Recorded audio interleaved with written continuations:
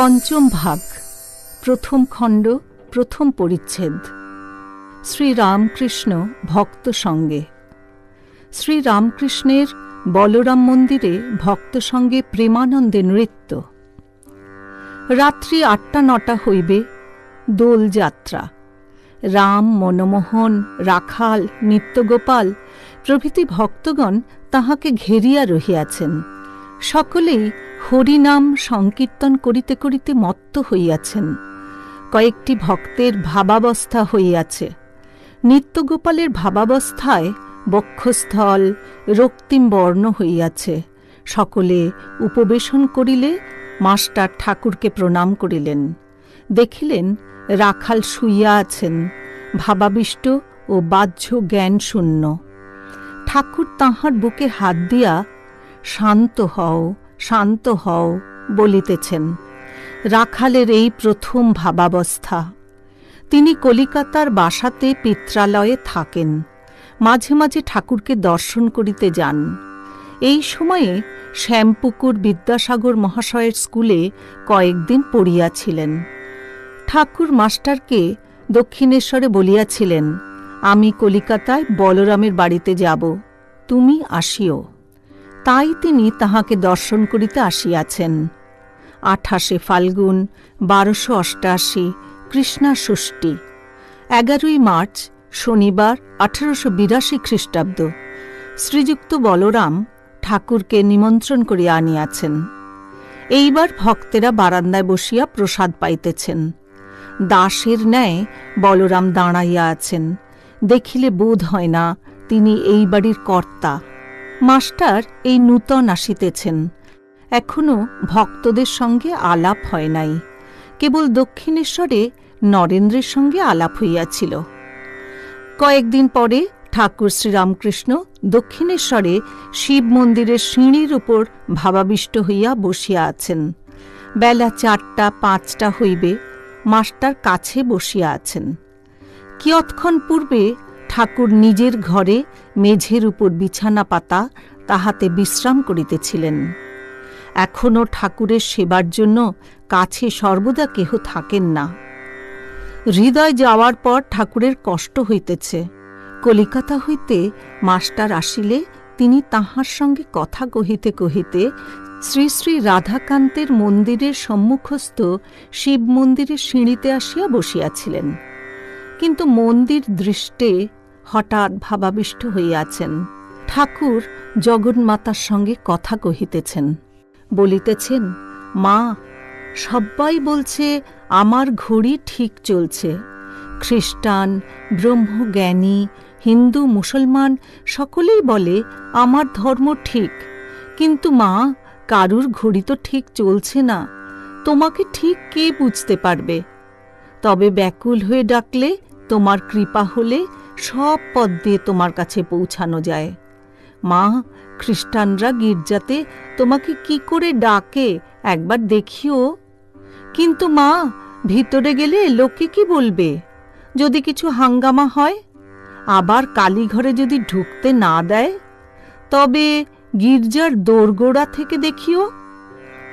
আর একদিন ঠাকুর নিজের ঘরে ছোট খাটটির উপর বসিয়া আছেন, আনন্দময় মূর্তি, হাস্যবদন। শ্রীযুক্ত কালীকৃষ্ণের সঙ্গে মাস্টার আসিয়া উপস্থিত। কালীকৃষ্ণ জানিতেন না তাহাকে তাহার বন্ধু কোথায় লইয়া আসিতেছেন। বন্ধু বলিয়াছিলেন, সুঁড়ির দোকানে যাবে তো আমার সঙ্গে এসো, সেখানে এক জ্বালা মদ আছে। মাস্টার আসিয়া বন্ধুকে যাহা বলিয়াছিলেন, প্রণামান্তর ঠাকুরকে সমস্ত নিবেদন করিলেন। ঠাকুরও হাসিতে লাগিলেন। ঠাকুর বলিলেন, ভজনানন্দ, ব্রহ্মানন্দ, এই আনন্দই সুরা, প্রেমের সুরা। মানব জীবনের উদ্দেশ্য ঈশ্বরে প্রেম, ঈশ্বরকে ভালোবাসা, ভক্তি সার। জ্ঞান বিচার করে ঈশ্বরকে জানা বড়ই কঠিন। এই বলিয়া ঠাকুর গান গাহিতে লাগিলেন। কে জানে কালী কেমন, সরদর্শনে না পায় দর্শন। আত্মারামের আত্মা কালী, প্রমাণ প্রণবের মতন। সে যে ঘটে ঘটে বিরাজ করে, ইচ্ছাময়ীর ইচ্ছা যেমন, কালীর উদরে ব্রহ্মাণ্ড ভাণ্ড প্রকাণ্ড, তা বুঝো কেমন? যেমন শিব বুঝেছেন কালীর মর্ম, অন্যে কিবা জানে তেমন। মূলাধারে সহস্রারে সদা যোগী করে মনন, কালীপদ্মবনে হংসসনে হংসীরূপে করে রমণ। প্রসাদ ভাসে লোকে হাসে, সন্তরণে সিন্ধু তরণ। আমার প্রাণ বুঝেছে, মন বুঝে না, ধরবে শশী হয়ে বামন। ঠাকুর শ্রীরামকৃষ্ণ আবার বলিতেছেন, ঈশ্বরকে ভালোবাসা এইটি জীবনের উদ্দেশ্য। যেমন বৃন্দাবনে গোপগোপীরা, রাখালরা শ্রীকৃষ্ণকে ভালোবাসত। যখন শ্রীকৃষ্ণ মথুরায় গেলেন, রাখালেরা তাঁর বিরহে কেঁদে বেড়াত। এই বলিয়া ঠাকুর ঊর্ধ্ব দৃষ্টি হইয়া গান গাহিতেছেন। দেখে এলাম এক নবীন রাখাল, নবীন তরুর ডাল ধরে, নবীন বৎস কোলে করে, বলে কোথারে ভাই কানাই। আবার কা বই কানাই বেরোয় না রে, বলে কোথারে ভাই, আর নয়ন জলে ভেসে যায়। ঠাকুরের প্রেম মাখা গান শুনিয়া মাস্টারের চক্ষুতে জল আসিতেছে।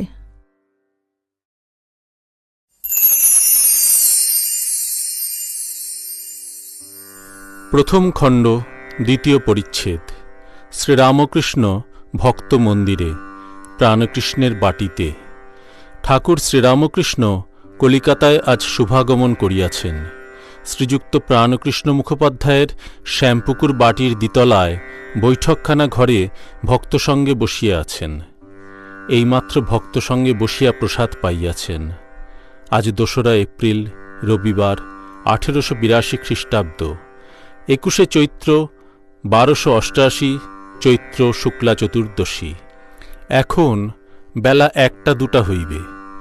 কাপ্তেন ওই পাড়াতেই থাকেন। ঠাকুরের ইচ্ছা এ বাড়িতে বিশ্রামের পর কাপ্তেনের বাড়ি হইয়া তাহাকে দর্শন করিয়া কমলকুটির নামক বাড়িতে শ্রীযুক্ত কেশব সেনকে দর্শন করিতে যাইবেন। প্রাণকৃষ্ণের বৈঠকখানায় বসিয়া আছেন।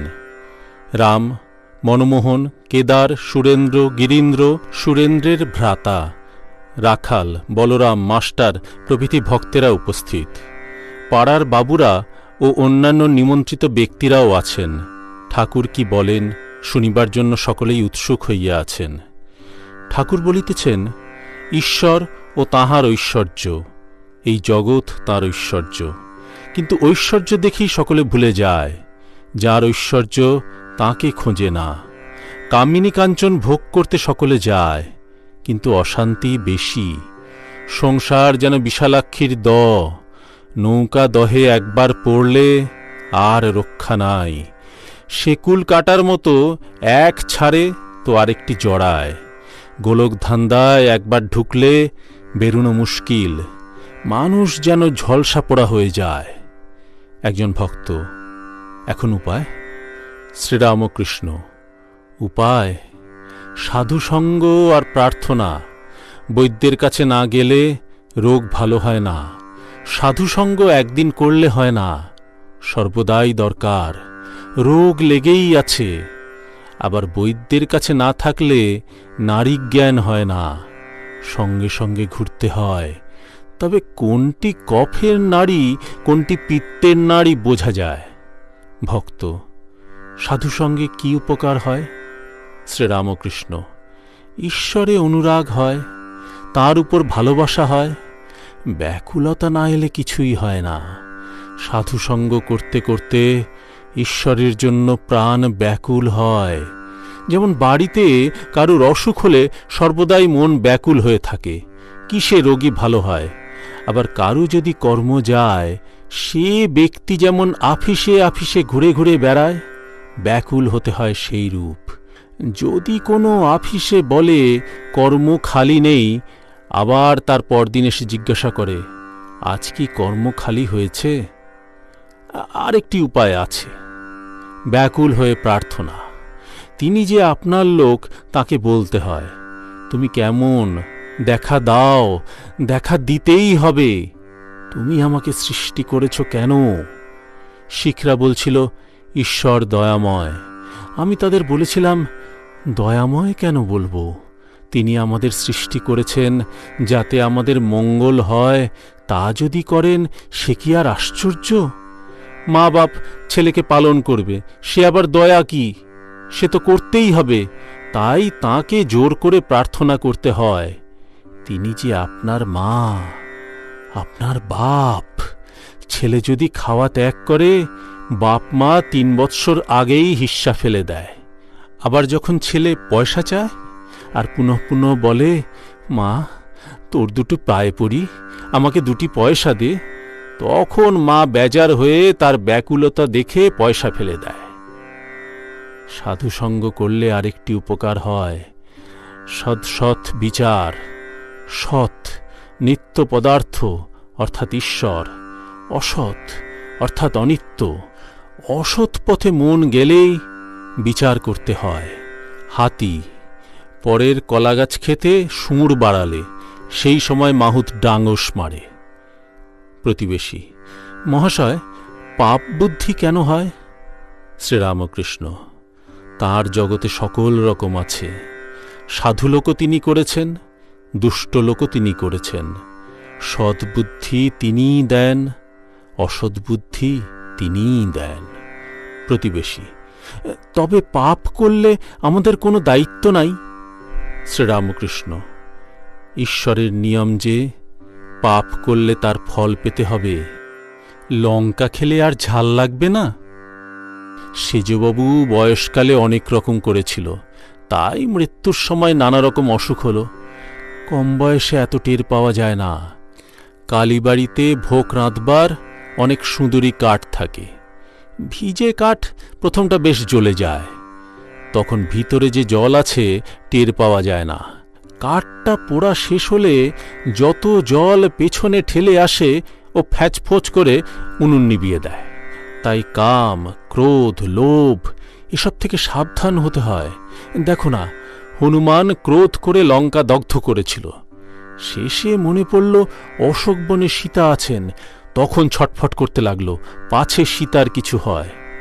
প্রতিবেশী, তবে ঈশ্বর দুষ্টলোক করলেন কেন? শ্রীরামকৃষ্ণ, তাঁর ইচ্ছা, তাঁর লীলা। তাঁর মায়াতে বিদ্যাও আছে, অবিদ্যাও আছে। অন্ধকারের প্রয়োজন আছে, অন্ধকার থাকলে আলোর আরও মহিমা প্রকাশ হয়। কাম, ক্রোধ, লোভ খারাপ জিনিস বটে, তবে তিনি দিয়েছেন কেন? মহৎ লোক তয়ের করবেন বলে। ইন্দ্রিয় জয় করলে মহৎ হয়। জিতেন্দ্রিয় কি না করতে পারে, ঈশ্বর লাভ পর্যন্ত তার কৃপায় করতে পারে। আবার অন্যদিকে দেখো, কাম থেকে তাঁর সৃষ্টিলীলা চলছে। দুষ্ট লোকেরও দরকার আছে। একটি তালুকের প্রজারা বড়ই দুর্দান্ত হয়েছিল, তখন গোলক চৌধুরীকে পাঠিয়ে দেওয়া হল। তার নামে প্রজারা কাঁপতে লাগল। এত কঠোর শাসন সবই দরকার। সীতা বললেন, রাম, অযোধ্যায় সব যদি অট্টালিকা হতো তো বেশ হতো। অনেক বাড়ি দেখছি ভাঙা, পুরনো। রাম বললেন, সীতা, সব বাড়ি সুন্দর থাকলে মিস্ত্রিরা কি করবে? সকলের হাস্য।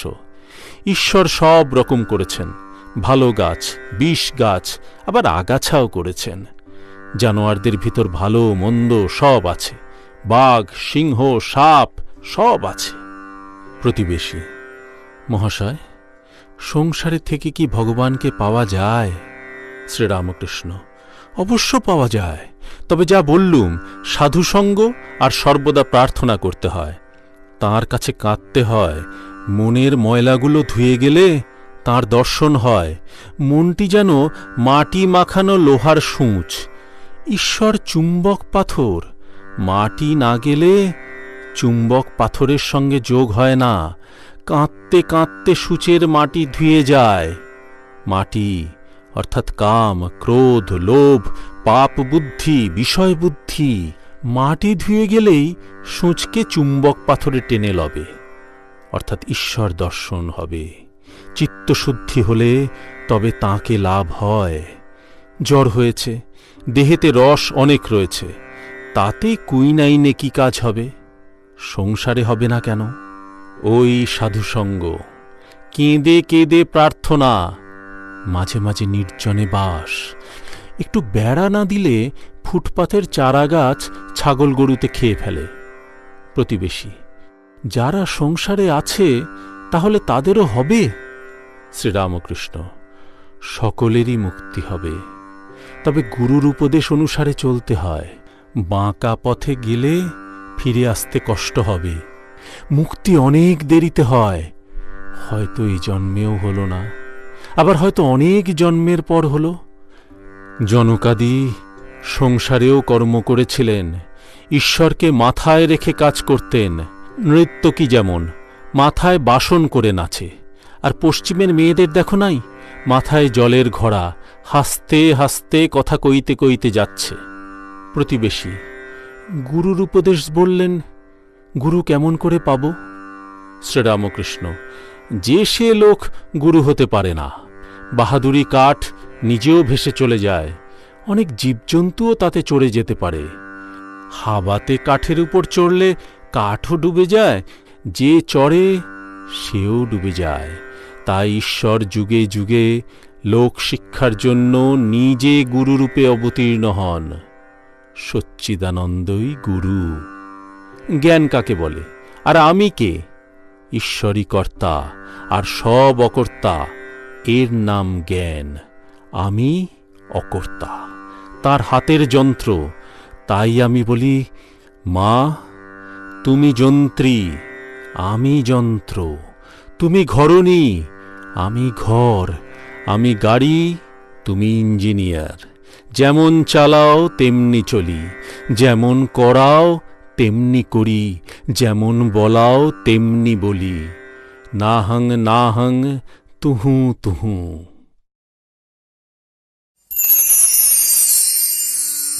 প্রথম খণ্ড, তৃতীয় পরিচ্ছেদ। কমল কুটিরে শ্রীরামকৃষ্ণ ও শ্রীযুক্ত কেশব সেন। শ্রীরামকৃষ্ণ কাপ্তেনের বাটি হইয়া শ্রীযুক্ত কেশব সেনের কমল কুটির নামক বাটিতে আসিয়াছেন। সঙ্গে রাম, মনমোহন, সুরেন্দ্র, মাস্টার প্রভৃতি অনেকগুলি ভক্ত। সকলে দ্বিতল হলঘরে উপবেশন করিয়াছেন। শ্রীযুক্ত প্রতাপ মজুমদার, শ্রীযুক্ত ত্রৈলোক্য প্রভৃতি ব্রাহ্মভক্তগণও উপস্থিত আছেন। ঠাকুর শ্রীযুক্ত কেশবকে বড় ভালোবাসেন। যখন বেলঘরের বাগানে সশিষ্য তিনি সাধন ভজন করিতেছিলেন, অর্থাৎ 1875 খ্রিস্টাব্দে মাঘোৎসবের পর কিছুদিনের মধ্যে ঠাকুর একদিন বাগানে গিয়া তাঁহার সহিত দেখা করিয়াছিলেন, সঙ্গে ভাগিনেও হৃদয়রাম। বেলঘরের এই বাগানে তাহাকে বলেছিলেন, তোমারই ল্যাজ খসেছে, অর্থাৎ তুমি সব ত্যাগ করে সংসারের বাহিরেও থাকতে পারো, আবার সংসারেও থাকতে পারো। যেমন ব্যাঙাচির ল্যাজ খসলে জলেও থাকতে পারে, আবার ডাঙাতেও থাকতে পারে। পরে দক্ষিণেশ্বরে, কমলকুটিরে, ব্রাহ্ম সমাজ ইত্যাদি স্থানে অনেকবার ঠাকুর কথাচ্ছলে তাহাকে উপদেশ দিয়াছিলেন। নানা পথ দিয়া, নানা ধর্মের ভিতর দিয়া ঈশ্বর লাভ হতে পারে। মাঝে মাঝে নির্জনে সাধন ভজন করে ভক্তি লাভ করে সংসারে থাকা যায়। জনকাদি ব্রহ্মজ্ঞান লাভ করে সংসারে ছিলেন। ব্যাকুল হয়ে তাঁকে ডাকতে হয়, তবে দেখা দেন। তোমরা যা করো নিরাকার সাধন, সে খুব ভালো। ব্রহ্মজ্ঞান হলে ঠিক বোধ করবে ঈশ্বর সত্য আর সব অনিত্য। ব্রহ্ম সত্য, জগৎ মিথ্যা। সনাতন হিন্দু ধর্মে সাকার নিরাকার দুই মানে। নানাভাবে ঈশ্বরের পূজা করে। শান্ত, দাস্য, সখ্য, বাৎসল্য, মধুর। রোশন চৌকিওয়ালারা একজন শুধু পোঁ ধরে বাজায়, অথচ তার বাঁশির 7 ফোকর আছে, কিন্তু আর একজন তারও 7 ফোকর আছে, সে নানা রাগ রাগিনী বাজায়। তোমরা সাকার মানো না, তাতে কিছু ক্ষতি নাই। নিরাকারের নিষ্ঠা থাকলেই হল। তবে সাকারবাদীদের টানটুকু নেবে। মা বলে তাঁকে ডাকলে ভক্তিপ্রেম আরও বাড়বে। কখনো দাস্য, কখনো সখ্য, কখনো বাৎসল্য, কখনো মধুর ভাব। কোনো কামনা নাই, তাঁকে ভালোবাসি, এটি বেশ। এর নাম অহেতুকী ভক্তি। টাকা কড়ি মান সম্ভ্রম কিছুই চাই না, কেবল তোমার পাদপদ্মে ভক্তি। বেদ পুরাণ তন্ত্রে এক ঈশ্বরেরই কথা আছে ও তাহার লীলার কথা। জ্ঞান ভক্তি দুইই আছে। সংসারে দাসীর মতো থাকবে। দাসী সব কাজ করে, কিন্তু দেশে মন পড়ে আছে। মনিবের ছেলেদের মানুষ করে, বলে আমার হরি, আমার রাম, কিন্তু জানে ছেলে আমার নয়। তোমরা যে নির্জনে সাধন করছ, এ খুব ভালো, তাঁর কৃপা হবে। জনক রাজা নির্জনে কত সাধন করেছিলেন। সাধন করলে তবে তো সংসারে নির্লিপ্ত হওয়া যায়। তোমরা বক্তৃতা দাও সকলের উপকারের জন্য, কিন্তু ঈশ্বর লাভ করে, ঈশ্বর দর্শন করে বক্তৃতা দিলে উপকার হয়। তাঁর আদেশ না পেলে, লোকশিক্ষা দিলে উপকার হয় না। ঈশ্বর লাভ না করলে তার আদেশ পাওয়া যায় না। ঈশ্বর লাভ যে হয়েছে তার লক্ষণ আছে। বালকবৎ, উন্মাদবৎ, পিশাচবৎ হয়ে যায়, যেমন সুখদেবাদি। চৈতন্যদেব কখনো বালকবৎ, কখনো উন্মাদের ন্যায় নৃত্য করিতেন। হাসে, কাঁদে, নাচে, গায়। পুরীধামে যখন ছিলেন তখন অনেক সময় জড় সমাধিতে থাকতেন। এইরূপ নানা স্থানে শ্রীযুক্ত কেশবচন্দ্র সেনকে শ্রীরামকৃষ্ণ কথাচ্ছলে নানা উপদেশ দিয়াছিলেন। বেলঘরের বাগানে প্রথম দর্শনের পর কেশব 28 মার্চ 1875 রবিবার মিরর সংবাদপত্রে লিখিয়াছিলেন, আমরা অল্পদিন হইল দক্ষিণেশ্বরে পরমহংস রামকৃষ্ণকে বেলঘরের বাগানে দর্শন করিয়াছি। তাহার গভীরতা, অন্তর্দৃষ্টি, বালক স্বভাব দেখিয়া আমরা মুগ্ধ হইয়াছি। তিনি শান্ত স্বভাব, কোমল প্রকৃতি, আর দেখিলে বোধ হয় সর্বদা যোগেতে আছেন। এখন আমাদের বোধ হইতেছে যে হিন্দু ধর্মের গভীরতম প্রদেশ অনুসন্ধান করিলে কত সৌন্দর্য, সত্য ও সাধুতা দেখিতে পাওয়া যায়। তা না হইলে পরমহংসের ন্যায় ঈশ্বরীয় ভাবে ভাবিত যোগী পুরুষ কিরূপে দেখা যাইতেছে। 1876 জানুয়ারি আবার মাঘোৎসব আসিল। তিনি টাউন হলে বক্তৃতা দিলেন। বিষয় ব্রাহ্মধর্ম ও আমরা কি শিখিয়াছি, আওয়ার ফেথ অ্যান্ড এক্সপিরিয়েন্সেস। তাহাতেও হিন্দু ধর্মের সৌন্দর্যের কথা অনেক বলিয়াছিলেন। শ্রীরামকৃষ্ণ তাহাকে যেমন ভালোবাসিয়াছিলেন, কেশবও তাহাকে তদ্রূপ ভক্তি করিতেন।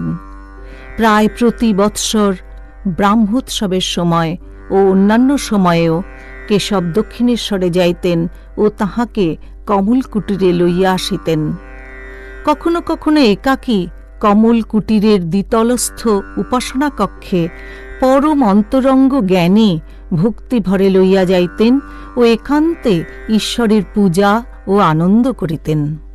1879 ভাদ্রোৎসবের সময় আবার কেশব শ্রীরামকৃষ্ণকে নিমন্ত্রণ করিয়া বেলঘরের তপবনে লইয়া যান। 15 সেপ্টেম্বর সোমবার 31 ভাদ্র। আবার 21 সেপ্টেম্বর কমলকুটিরে উৎসবে যোগদান করিতে লইয়া যান। এই সময় শ্রীরামকৃষ্ণ সমাধিস্থ হইলে ব্রাহ্ম ভক্ত সঙ্গে তাঁর ফটো লওয়া হয়। ঠাকুর দণ্ডায়মান, সমাধিস্থ, হৃদয় ধরিয়া আছেন। 22 অক্টোবর 6 কার্তিক মহাষ্টমী, নবমীর দিন কেশব দক্ষিণেশ্বরে গিয়া তাহাকে দর্শন করিলেন। 1879 29 অক্টোবর বুধবার 13 কার্তিক 1286, কোজাগর পূর্ণিমায় বেলা 1টার সময় কেশব আবার ভক্ত সঙ্গে শ্রীরামকৃষ্ণকে দক্ষিণেশ্বরে দর্শন করিতে যান।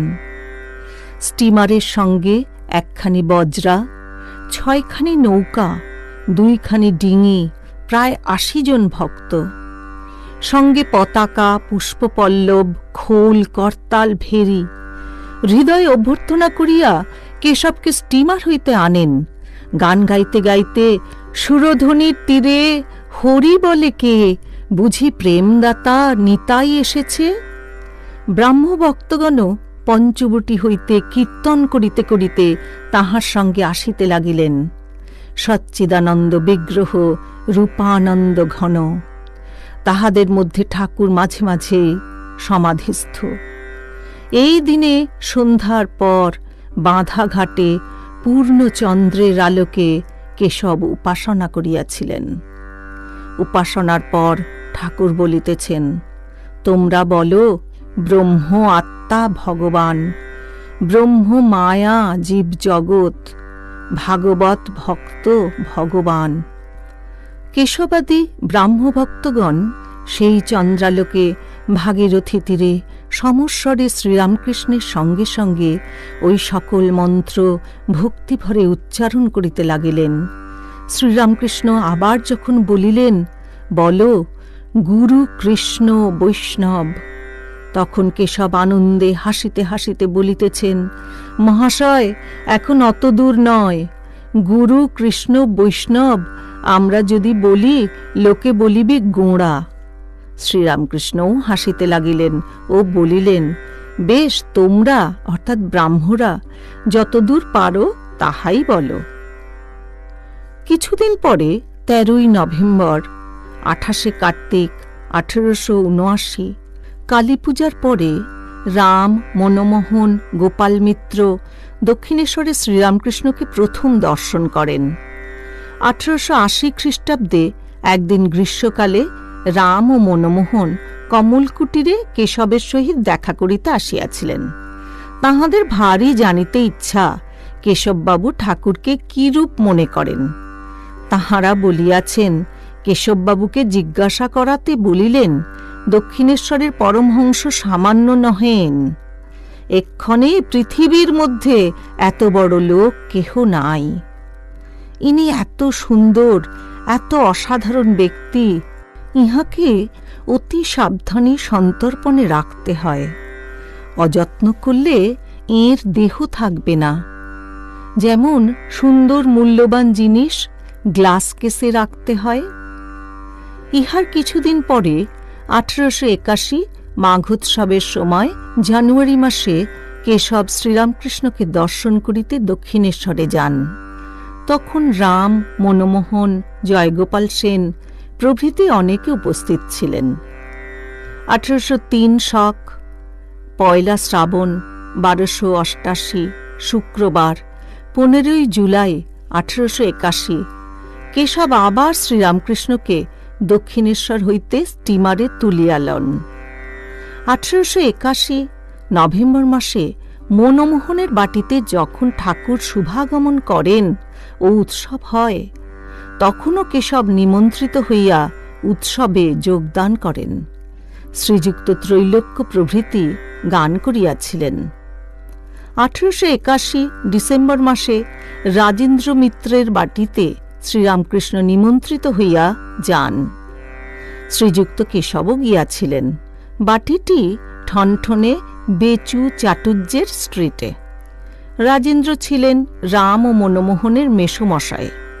রাম, মনমোহন, ব্রাহ্মভক্ত রাজমোহন, রাজেন্দ্র কেশবকেও সংবাদ দেন ও নিমন্ত্রণ করেন। কেশবকে যখন সংবাদ দেওয়া হয়, তখন তিনি ভাই অঘোরনাথের শোকে অশৌচ গ্রহণ করিয়াছিলেন। প্রচারক ভাই অঘোর 24 অগ্রহায়ণ 8ই ডিসেম্বর বৃহস্পতিবার লখনৌ নগরে দেহত্যাগ করেন। সকলে মনে করিলেন কেশব বুঝি আসিতে পারিবেন না। কেশব সংবাদ পাইয়া বলিলেন, সে কি, পরমহংস মহাশয় আসিবেন আর আমি যাইব না? অবশ্য যাইব, অশৌচ, তাই আমি আলাদা জায়গায় খাব। মনমোহনের মাতা ঠাকুরানী পরম ভক্তিমতী শ্যামা সুন্দরী দেবী ঠাকুরকে পরিবেশন করিয়াছিলেন। রাম খাবার সময় দাঁড়াইয়াছিলেন। যেদিন রাজেন্দ্রের বাটিতে শ্রীরামকৃষ্ণ শুভাগমন করেন, সেই দিন অপরাহ্নে সুরেন্দ্র তাহাকে লইয়া চীনা বাজারে তাহার ফটোগ্রাফ লইয়াছিলেন। ঠাকুর দণ্ডায়মান সমাধিস্থ। উৎসবের দিবসে মহেন্দ্র গোস্বামী ভাগবত পাঠ করিলেন। 1882 জানুয়ারি মাঘোৎসবের সময় শিমুলিয়া ব্রাহ্ম সমাজের উৎসব হয়। জ্ঞান চৌধুরীর বাটিতে দালানে ও উঠানে উপাসনা ও কীর্তন হয়। শ্রীরামকৃষ্ণ ও কেশব নিমন্ত্রিত হইয়া উপস্থিত ছিলেন। এই স্থানে নরেন্দ্রের গান ঠাকুর প্রথমে শুনেন ও তাহাকে দক্ষিণেশ্বরে যাইতে বলেন। 1882 খ্রিস্টাব্দে 23 ফেব্রুয়ারি 12 ফাল্গুন বৃহস্পতিবার কেশব শ্রীরামকৃষ্ণকে দক্ষিণেশ্বরে ভক্ত সঙ্গে আবার দর্শন করিতে আসেন। সঙ্গে জোসেফ কুক, আমেরিকান পাদ্রী মিস পিগট, ব্রাহ্ম ভক্তগণ সহ কেশব ঠাকুরকে স্টিমারে তুলিয়া লইলেন। কুক সাহেব শ্রীরামকৃষ্ণের সমাধি অবস্থা দেখিলেন। শ্রীযুক্ত নগেন্দ্র এই জাহাজে উপস্থিত ছিলেন। তাহার মুখে সমস্ত শুনিয়া মাস্টার 10-15 দিনের মধ্যে দক্ষিণেশ্বরে শ্রীরামকৃষ্ণকে প্রথম দর্শন করেন। 3 মাস পরে এপ্রিল মাসে শ্রীরামকৃষ্ণ কমলকুটিরে কেশবকে দেখিতে আসেন। তাহারই একটু বিবরণ এই পরিচ্ছেদে দেওয়া হইল। আজ কমলকুটিরে সেই বৈঠকখানা ঘরে ঠাকুর শ্রীরামকৃষ্ণ ভক্ত সঙ্গে উপবিষ্ট। 2 এপ্রিল 1882, 21 চৈত্র রবিবার, 1288, বেলা 5টা। কেশব ভিতরের ঘরে ছিলেন। তাহাকে সংবাদ দেওয়া হইল। তিনি জামা চাদর পরিয়া আসিয়া প্রণাম করিলেন। তাহার ভক্তবন্ধু কালীনাথ বসু পীড়িত, তাহাকে দেখিতে যাইতেছেন। ঠাকুর আসিয়াছেন। কেশবের আর যাওয়া হইল না। ঠাকুর বলিতেছেন, তোমার অনেক কাজ, আবার খবরের কাগজে লিখতে হয়, সেখানে দক্ষিণেশ্বরে যাবার অবসর নাই, তাই আমি তোমায় দেখতে এসেছি। তোমার অসুখ শুনে ডাব চিনি মেনেছিলুম। মাকে বললুম, মা, কেশবের যদি কিছু হয় তাহলে কলিকাতায় গেলে কার সঙ্গে কথা কইব? শ্রীযুক্ত প্রতাপাদি ব্রাহ্মভক্তদের সহিত শ্রীরামকৃষ্ণ অনেক কথা কহিতেছেন। কাছে মাস্টার বসিয়া আছেন দেখিয়া তিনি কেশবকে বলিতেছেন, ইনি কেন ওখানে অর্থাৎ দক্ষিণেশ্বরে যান না, জিজ্ঞাসা করো তো গা। এ তো ইনি বলেন মাঘ ছেলেদের উপর মন নাই। মাস্টার সবে কিঞ্চিত অধিক 1 মাস ঠাকুরের কাছে যাতায়াত করিতেছেন। শেষে যাইতে কয়দিন বিলম্ব হইয়াছে, তাই ঠাকুর এইরূপ কথা বলিতেছেন। ঠাকুর বলিয়া দিয়াছিলেন, আসতে দেরি হলে আমায় পত্র দেবে। ব্রাহ্মভক্তেরা শ্রীযুক্ত সমাধ্যায়ীকে দেখাইয়া ঠাকুরকে বলিতেছেন, ইনি পণ্ডিত, বেদাদি শাস্ত্র বেশ পড়িয়াছেন। ঠাকুর বলিতেছেন, হাঁ, এর চক্ষু দিয়া এর ভিতরটি দেখা যাচ্ছে, যেমন সারসির দরজার ভিতর দিয়া ঘরের ভিতরকার জিনিস দেখা যায়। শ্রীযুক্ত ত্রৈলোক্য গান গাইতেছেন। গান গাইতে গাইতে সন্ধ্যার বাতি জ্বালা হইল, গান চলিতে লাগিল। গান শুনিতে শুনিতে ঠাকুর হঠাৎ দণ্ডায়মান, আর মার নাম করিতে করিতে সমাধিস্থ। কিঞ্চিৎ প্রকৃতিস্থ হইয়া নিজেই নৃত্য করিতে করিতে গান ধরিলেন। সুরাপান করি নাই আমি, সুধা খাই জয় কালী বলে, সুরাপান করি নাই আমি। মন মাতালে মাতাল করে, মদ মাতালে মাতাল বলে, সুরাপান করি না আমি। গুরু দত্ত গুরু লয়ে, প্রবৃত্তি তাই মশলা দিয়ে, জ্ঞান সুড়িতে চোয়ায় ভাটি, পান করে মোর মন মাতালে, সুরাপান করি না আমি। মূল মন্ত্র যন্ত্র ভরা শোধন করি বলে তারা, প্রসাদ বলে এমন সুরা, খেলে চতুর্বর্গ মেলে, সুরাপান করি না আমি। শ্রীযুক্ত কেশবকে ঠাকুর স্নেহপূর্ণ নয়নে দেখিতেছেন, যেন কত আপনার লোক, আর যেন ভয় করিতেছেন কেশব পাছে অন্য কারু অর্থাৎ সংসারের হয়েন। তাহার দিকে তাকাইয়া আবার গান ধরিলেন, কথা বলতে ডরাই, না বললেও ডরাই, মনে সন্দেহ হয় পাছে তোমা ধনে হারাই হারাই। আমরা জানি যে মন তোর, দিলাম তোরে সেই মন্তর, এখন মন তোর, যে মন্ত্রে বিপদেতে তোরই তরাই। আমরা জানি যে মন তোর, দিলাম তোরে সেই মন্তর, এখন মন তোর, অর্থাৎ সব ত্যাগ করে ভগবানকে ডাক, তিনিই সত্য আর সব অনিত্য, তাঁকে না লাভ করলে কিছুই হল না, এই মহামন্ত্র। আবার উপবেশন করিয়া ভক্তদের সঙ্গে কথা কহিতেছেন। তাহাকে জল খাওয়াইবার জন্য উদ্যোগ হইতেছে। হল ঘরের একপাশে একটি ব্রাহ্মভক্ত পিয়ানো বাজাইতেছেন। শ্রীরামকৃষ্ণ হাস্যবদন বালকের ন্যায় পিয়ানোর কাছে গিয়া দাঁড়াইয়া দেখিতেছেন। একটু পরেই অন্তঃপুরে তাহাকে লইয়া যাওয়া হইল। জল খাইবেন, আর মেয়েরাও প্রণাম করিবেন। ঠাকুর শ্রীরামকৃষ্ণের জল সেবা হইল। এইবারে তিনি গাড়িতে উঠিলেন। ব্রাহ্মভক্তেরা সকলেই গাড়ির কাছে দাঁড়াইয়া আছেন। কমল কুটির হইতে গাড়ি দক্ষিণেশ্বর মন্দিরাভিমুখে যাত্রা করিল।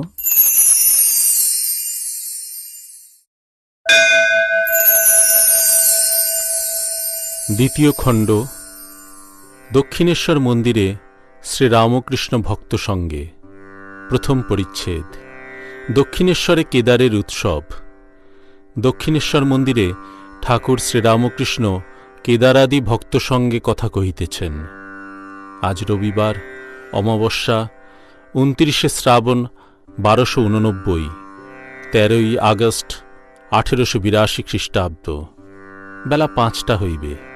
শ্রীযুক্ত কেদার চাটুর্যে হালুই বাটি সরকারি অ্যাকাউন্টেন্টের কাজ করিতেন। অনেকদিন ঢাকায় ছিলেন। সে সময়ে শ্রীযুক্ত বিজয় গোস্বামী তাহার সহিত সর্বদা শ্রীরামকৃষ্ণের বিষয়ে আলাপ করিতেন। ঈশ্বরের কথা শুনিলেই তাহার চক্ষু অশ্রুপূর্ণ হইত। তিনি পূর্বে ব্রাহ্ম সমাজভুক্ত ছিলেন। ঠাকুর নিজের ঘরের দক্ষিণের বারান্দায় ভক্ত সঙ্গে বসিয়া আছেন। রাম, মনমোহন, সুরেন্দ্র, রাখাল, ভবনাথ, মাস্টার প্রভৃতি অনেক ভক্তেরা উপস্থিত আছেন। কেদার আজ উৎসব করিয়াছেন। সমস্ত দিন আনন্দে অতিবাহিত হইতেছে। রাম একটি ওস্তাদ আনিয়াছিলেন। তিনি গান গাহিয়াছেন। গানের সময় ঠাকুর সমাধিস্থ হইয়া ঘরের ছোট খাটটিতে বসিয়াছিলেন। মাস্টার ও অন্যান্য ভক্তেরা তাহার পাদমূলে বসিয়াছিলেন। ঠাকুর কথা কহিতে কহিতে সমাধি তত্ত্ব বুঝাইতেছেন। বলিতেছেন, সচ্চিদানন্দ লাভ হলে সমাধি হয়, তখন কর্মত্যাগ হয়ে যায়। আমি ওস্তাদের নাম করছি, এমন সময় ওস্তাদ এসে উপস্থিত। তখন আর তার নাম করবার কি প্রয়োজন? মৌমাছি ভনভন করে কতক্ষণ, যতক্ষণ না ফুলে বসে। কিন্তু সাধকের পক্ষে কর্মত্যাগ করলে হবে না। পূজা, জপ, ধ্যান, সন্ধ্যা কবচাদি, তীর্থ সবই করতে হয়। লাভের পর যদি কেউ বিচার করে, সে যেমন মৌমাছি মধু পান করতে করতে আধ আধ গুনগুন করে। ওস্তাদটি বেশ গান গাহিয়াছিলেন।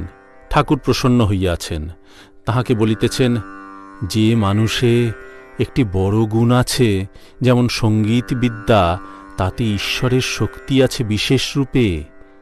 ওস্তাদ: মহাশয়, কি উপায় তাঁকে পাওয়া যায়? শ্রীরামকৃষ্ণ: ভক্তি সার। ঈশ্বর তো সর্বভূতে আছেন, তবে ভক্ত কাকে বলি? যার মন সর্বদা ঈশ্বরেতে আছে, আর অহংকার অভিমান থাকলে হয় না।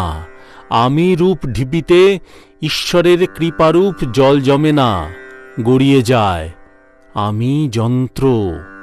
কেদারাদি ভক্তদের প্রতি বলিলেন, সব পথ দিয়ে তাঁকে পাওয়া যায়, সব ধর্মই সত্য। ছাদে উঠা নিয়ে বিষয়, তা তুমি পাকা সিঁড়ি দিয়েও উঠতে পারো, কাঠের সিঁড়ি দিয়েও উঠতে পারো, বাঁশের সিঁড়ি দিয়েও উঠতে পারো। যদি বলো ওদের ধর্মে অনেক ভুল কুসংস্কার আছে, আমি বলি তা থাকলেই বা, সকল ধর্মেই ভুল আছে। সব্বাই মনে করে আমার ঘড়ি ঠিক যাচ্ছে। ব্যাকুলতা থাকলেই হলো, তার উপর ভালোবাসা টান থাকলেই হলো। তিনি যে অন্তর্যামী, অন্তরের টান ব্যাকুলতা দেখতে পান। মনে করো এক বাপের অনেকগুলো ছেলে, বড় ছেলেরা কেউ বাবা, কেউ পাপা, এই সব স্পষ্ট বলে তাঁকে ডাকে। আবার অতি শিশু ছোট ছেলে হদ্দ বা কি পা এই বলে ডাকে। যারা বা কি পা পর্যন্ত বলতে পারে, বাবা কি তাদের উপর রাগ করবেন? বাবা জানেন যে ওরা আমাকেই ডাকছে, তবে ভালো উচ্চারণ করতে পারে না। বাপের কাছে সব ছেলেই সমান। আবার ভক্তেরা তাঁকেই নানা নামে ডাকছে, এক ব্যক্তিকেই ডাকছে। এক পুকুরের 4টি ঘাট, হিন্দুরা জল খাচ্ছে এক ঘাটে, বলছে জল। মুসলমানরা আরেক ঘাটে খাচ্ছে, বলছে পানি। ইংরেজরা আরেক ঘাটে খাচ্ছে, বলছে ওয়াটার। আবার অন্য লোক এক ঘাটে বলছে অ্যাকুয়া। এক ঈশ্বর, তার নানা নাম। দ্বিতীয় খণ্ড, দ্বিতীয় পরিচ্ছেদ। সার্কাস রঙ্গালয়ে। গৃহস্থের ও অন্যান্য কর্মীদের কঠিন সমস্যা ও শ্রীরামকৃষ্ণ। শ্রীরামকৃষ্ণ শ্যামপুকুর বিদ্যাসাগর স্কুলের দ্বারে গাড়ি করিয়া আসিয়া উপস্থিত। বেলা 3টা হইবে। গাড়িতে মাস্টারকে তুলিয়া লইলেন। রাখাল ও আরও 2-1টি ভক্ত গাড়িতে আছেন। আজ বুধবার 15ই নভেম্বর 1882 খ্রিস্টাব্দ, 30 কার্তিক, শুক্লা পঞ্চমী। গাড়ি ক্রমে চিতপুর রাস্তা দিয়া গড়ের মাঠের দিকে যাইতেছে। শ্রীরামকৃষ্ণ আনন্দময়, মাতালের ন্যায়। গাড়ির একবার এধার একবার ওধার মুখ বাড়াইয়া বালকের ন্যায় দেখিতেছেন, আর পথিকদের উদ্দেশ্যে ভক্তদের সঙ্গে কথা কহিতেছেন। মাস্টারকে বলিতেছেন, দেখো সব লোক দেখছি নিম্ন দৃষ্টি, পেটের জন্য সব যাচ্ছে, ঈশ্বরের দিকে দৃষ্টি নাই। শ্রীরামকৃষ্ণ আজ গড়ের মাঠে উইলসনের সার্কাস দেখিতে যাইতেছেন। মাঠে পৌঁছিয়া টিকিট কেনা হইল। 8 আনার অর্থাৎ শেষ শ্রেণীর টিকিট। ভক্তেরা ঠাকুরকে লইয়া উচ্চস্থানে উঠিয়া এক বেঞ্চির উপরে বসিলেন। ঠাকুর আনন্দে বলিতেছেন, বাহ, এখান থেকে বেশ দেখা যায়। রঙ্গস্থলে নানারূপ খেলা অনেকক্ষণ ধরিয়া দেখা হইল। গোলাকার রাস্তায় ঘোড়া দৌড়িতেছে। ঘোড়ার পৃষ্ঠে এক পায়ে বিবি দাঁড়াইয়া, আবার মাঝে মাঝে সামনে বড় বড় লোহার রিং বা চক্র। রিংয়ের কাছে আসিয়া ঘোড়া যখন রিংয়ের নিচে দৌড়িতেছে, বিবি ঘোড়ার পৃষ্ঠ হইতে লম্ফ দিয়া রিংয়ের মধ্য দিয়া পুনরায় ঘোড়ার পৃষ্ঠে আবার এক পায়ে দাঁড়াইয়া।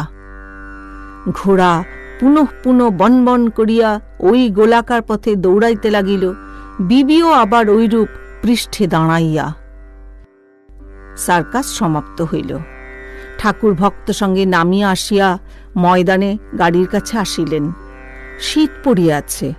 গায়ে সবুজ বনাত দিয়া মাঠে দাঁড়াইয়া কথা কহিতেছেন। কাছে ভক্তেরা দাঁড়াইয়া আছেন। একজন ভক্তের হাতে বেটুয়াটি অর্থাৎ মশলার ছোট থলেটি রহিয়া আছে।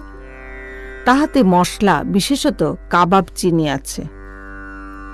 শ্রীরামকৃষ্ণ মাস্টারকে বলিতেছেন, দেখলে বিবি কেমন এক পায়ে ঘোড়ার উপর দাঁড়িয়ে আছে, আর ঘোড়া বনবন করে দৌড়ুচ্ছে।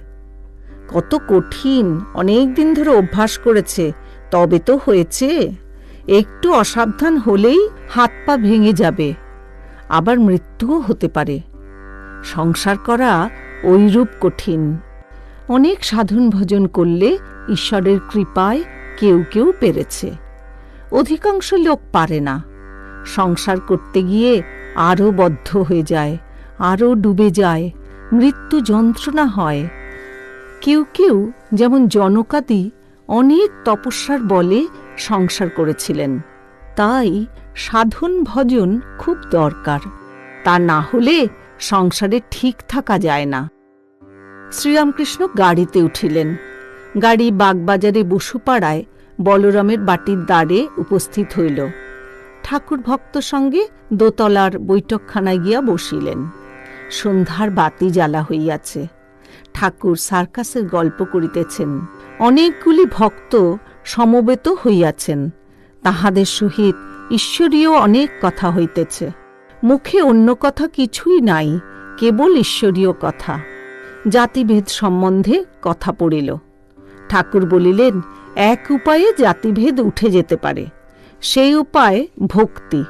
ভক্তের জাতি নাই, ভক্তি হলেই দেহ মন আত্মা সব শুদ্ধ হয়। গৌর নিতাই হরিনাম দিতে লাগলেন, আর আচণ্ডালে কোল দিলেন। ভক্তি না থাকলে ব্রাহ্মণ ব্রাহ্মণ নয়, ভক্তি থাকলে চণ্ডাল চণ্ডাল নয়। অস্পৃশ্য জাতি ভক্তি থাকলে শুদ্ধ পবিত্র হয়। শ্রীরামকৃষ্ণ সংসারী বদ্ধজীবের কথা বলিতেছেন। তারা যেন গুটি পোকা, মনে করলে কেটে বেরিয়ে আসতে পারে, কিন্তু অনেক যত্ন করে গুটি তৈয়ার করেছে, ছেড়ে আসতে পারে না, তাতেই মৃত্যু হয়। আবার যেন ঘূর্ণির মধ্যে মাছ, যে পথে ঢুকেছে সেই পথ দিয়ে বেরিয়ে আসতে পারে, কিন্তু জলের মিষ্ট শব্দ আর অন্য অন্য মাছের সঙ্গে ক্রীড়া, তাই ভুলে থাকে, বেরিয়ে আসবার চেষ্টা করে না। ছেলে মেয়ের আধো আধো কথাবার্তা যেন জলকল্লোলের মধুর শব্দ।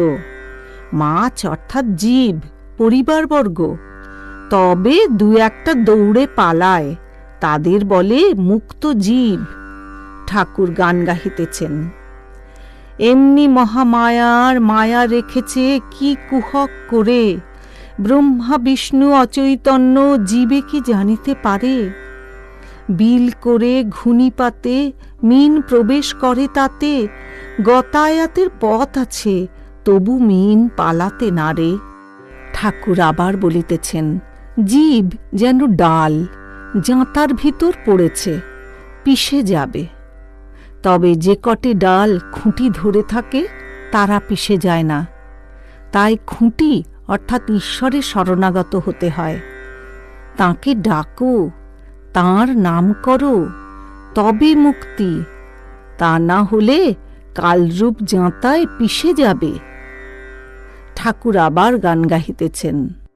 পরিয়ে ভব সাগরে ডুবে মা তনুর তোরি, মায়া ঝড় মোহ তুফান ক্রমে বারে গো শঙ্করী। পড়িয়ে ভব সাগরে ডুবে মা তনুর তোরি। একে মন মাঝি আনাড়ি, তাহে ছজন গোয়ার দারি, কুবাতাসে দিয়ে পারি, হাবুডুবু খেয়ে মরি। পড়িয়ে ভব সাগরে ডুবে মা তনুর তোরি। ভেঙে গেল ভক্তির হাল, ছিঁড়ে পড়ল শ্রদ্ধার পাল, তরি হলো বানচাল, উপায় কি করি?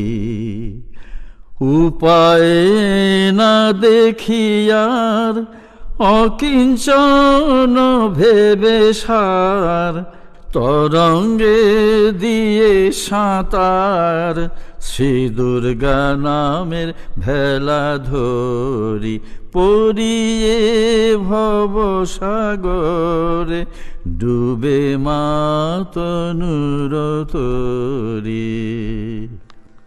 বিশ্বাসবাবু অনেকক্ষণ বসিয়াছিলেন, এখন উঠিয়া গেলেন। তাহার অনেক টাকা ছিল, কিন্তু চরিত্র মলিন হওয়াতে সমস্ত উড়িয়া গিয়াছে। এখন পরিবার, কন্যা প্রভৃতি কাহাকেও দেখেন না। বলরাম তাহার কথা পাড়াতে ঠাকুর বলিলেন, ওটা লক্ষ্মী ছাড়া, দারিদ্র্যের। গৃহস্থের কর্তব্য আছে, ঋণ আছে, দেবঋণ, পিতৃঋণ, ঋষি ঋণ, আবার পরিবারদের সম্বন্ধে ঋণ আছে। সতী স্ত্রী হলে তাকে প্রতিপালন, সন্তানদিগকে প্রতিপালন, যতদিন না লায়েক হয়।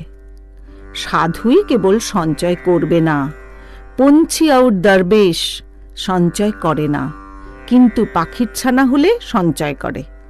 ছানার জন্য মুখে করে খাবার নিয়ে যায়। বলরাম, এখন বিশ্বাসের সাধুসঙ্গ করবার ইচ্ছা। শ্রীরামকৃষ্ণ সহাস্যে, সাধুর কমণ্ডলু 4 ধাম ঘুরে আসে, কিন্তু যেমন তেতো তেমনি তেতো থাকে।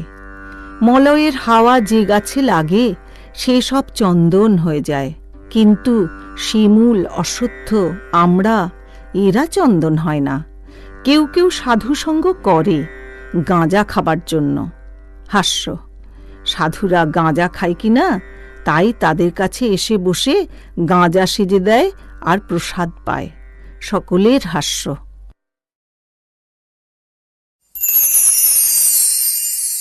দ্বিতীয় খণ্ড, তৃতীয় পরিচ্ছেদ, ষড়ভুজ দর্শন ও শ্রী রাজমোহনের বাড়িতে শুভাগমন। নরেন্দ্র। ঠাকুর শ্রীরামকৃষ্ণ গড়ের মাঠে যেদিন সার্কাস দর্শন করিলেন, তাহার পরদিনেই আবার কলিকাতায় শুভাগমন করিয়াছেন। বৃহস্পতিবার 16 নভেম্বর 1882 খ্রিস্টাব্দ, কার্তিক শুক্লা ষষ্ঠী, পয়লা অগ্রহায়ণ। আসিয়াই প্রথমে গরানহাটায় ষড়ভুজ মহাপ্রভু দর্শন করিলেন। বৈষ্ণব সাধুদের আখড়া। মহন্ত শ্রী গিরিধারী দাস। ষড়ভুজ মহাপ্রভুর সেবা অনেক দিন হইতে চলিতেছে। ঠাকুর বৈকালে দর্শন করিলেন। সন্ধ্যার কিয়ৎকাল পরে ঠাকুর শিমুলিয়া নিবাসী শ্রীযুক্ত রাজমোহনের বাড়িতে গাড়ি করিয়া আসিয়া উপস্থিত। ঠাকুর শুনিয়াছেন যে এখানে নরেন্দ্র প্রভৃতি ছোকরারা মিলিয়া ব্রাহ্ম সমাজের উপাসনা করেন, তাই দেখিতে আসিয়াছেন। মাস্টার ও আরও 2-1 ভক্ত সঙ্গে আছেন। শ্রীযুক্ত রাজমোহন পুরাতন ব্রাহ্ম ভক্ত। ঠাকুর নরেন্দ্রকে দেখিয়া আনন্দিত হইলেন আর বলিলেন, তোমাদের উপাসনা দেখব। নরেন্দ্র গান গাহিতে লাগিলেন। শ্রীযুক্ত প্রিয় প্রভৃতি ছোকরারা কেহ কেহ উপস্থিত ছিলেন। এইবার উপাসনা হইতেছে।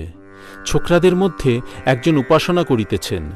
তিনি প্রার্থনা করিতেছেন, ঠাকুর যেন সব ছেড়ে তোমাতে মগ্ন হই। ঠাকুর শ্রীরামকৃষ্ণকে দেখিয়া বোধ হয় তাহার উদ্দীপন হইয়াছে, তাই সর্বত্যাগের কথা বলিতেছেন। মাস্টার ঠাকুরের খুব কাছে বসিয়াছিলেন। তিনিই কেবল শুনিতে পাইলেন ঠাকুর অতি মৃদুস্বরে বলিতেছেন, তার হয়েছে। শ্রীযুক্ত রাজমোহন ঠাকুরকে জল খাওয়াইবার জন্য বাড়ির ভিতরে লইয়া যাইতেছেন।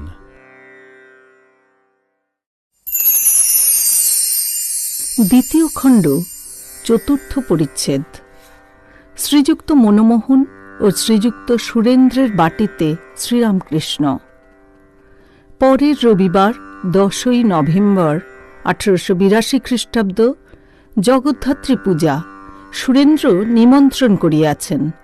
তিনি ঘর বাহির করিতেছেন, কখন ঠাকুর আসেন।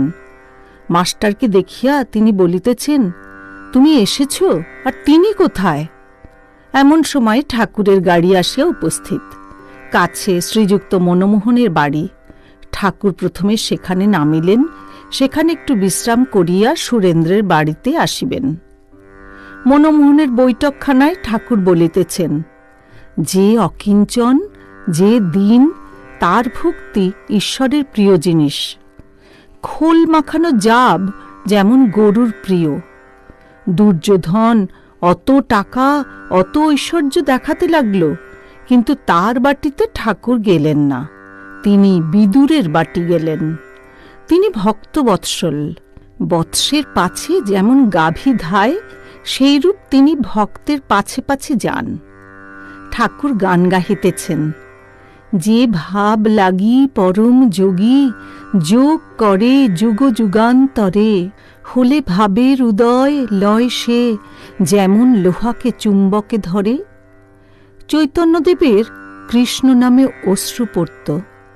ঈশ্বরই বস্তু, আর সব অবস্তু। মানুষ মনে করলে ঈশ্বর লাভ করতে পারে, কিন্তু কামিনী কাঞ্চন ভোগ করতেই মত্ত। মাথায় মানিক রয়েছে, তবু সাপ ব্যাঙ খেয়ে মরে। ভক্তি সার। ঈশ্বরকে বিচার করে কে জানতে পারবে? আমার দরকার ভক্তি, তাঁর অনন্ত ঐশ্বর্য, অত জানবার আমার কি দরকার? এক বোতল মদে যদি মাতাল হই, সুঁড়ির দোকানে কত মন মদ আছে সে খবরে আমার কি দরকার? এক ঘটি জলে আমার তৃষ্ণা শান্তি হতে পারে, পৃথিবীতে কত জল আছে সে খবরে আমার প্রয়োজন নাই। শ্রীরামকৃষ্ণ এইবার সুরেন্দ্রের বাড়িতে আসিয়াছেন। আসিয়া দোতলার বৈঠকখানায় বসিয়া আছেন। সুরেন্দ্রের মেজ ভাই সদরওয়ালা, তিনিও উপস্থিত ছিলেন। অনেক ভক্ত ঘরে সমবেত হইয়াছেন।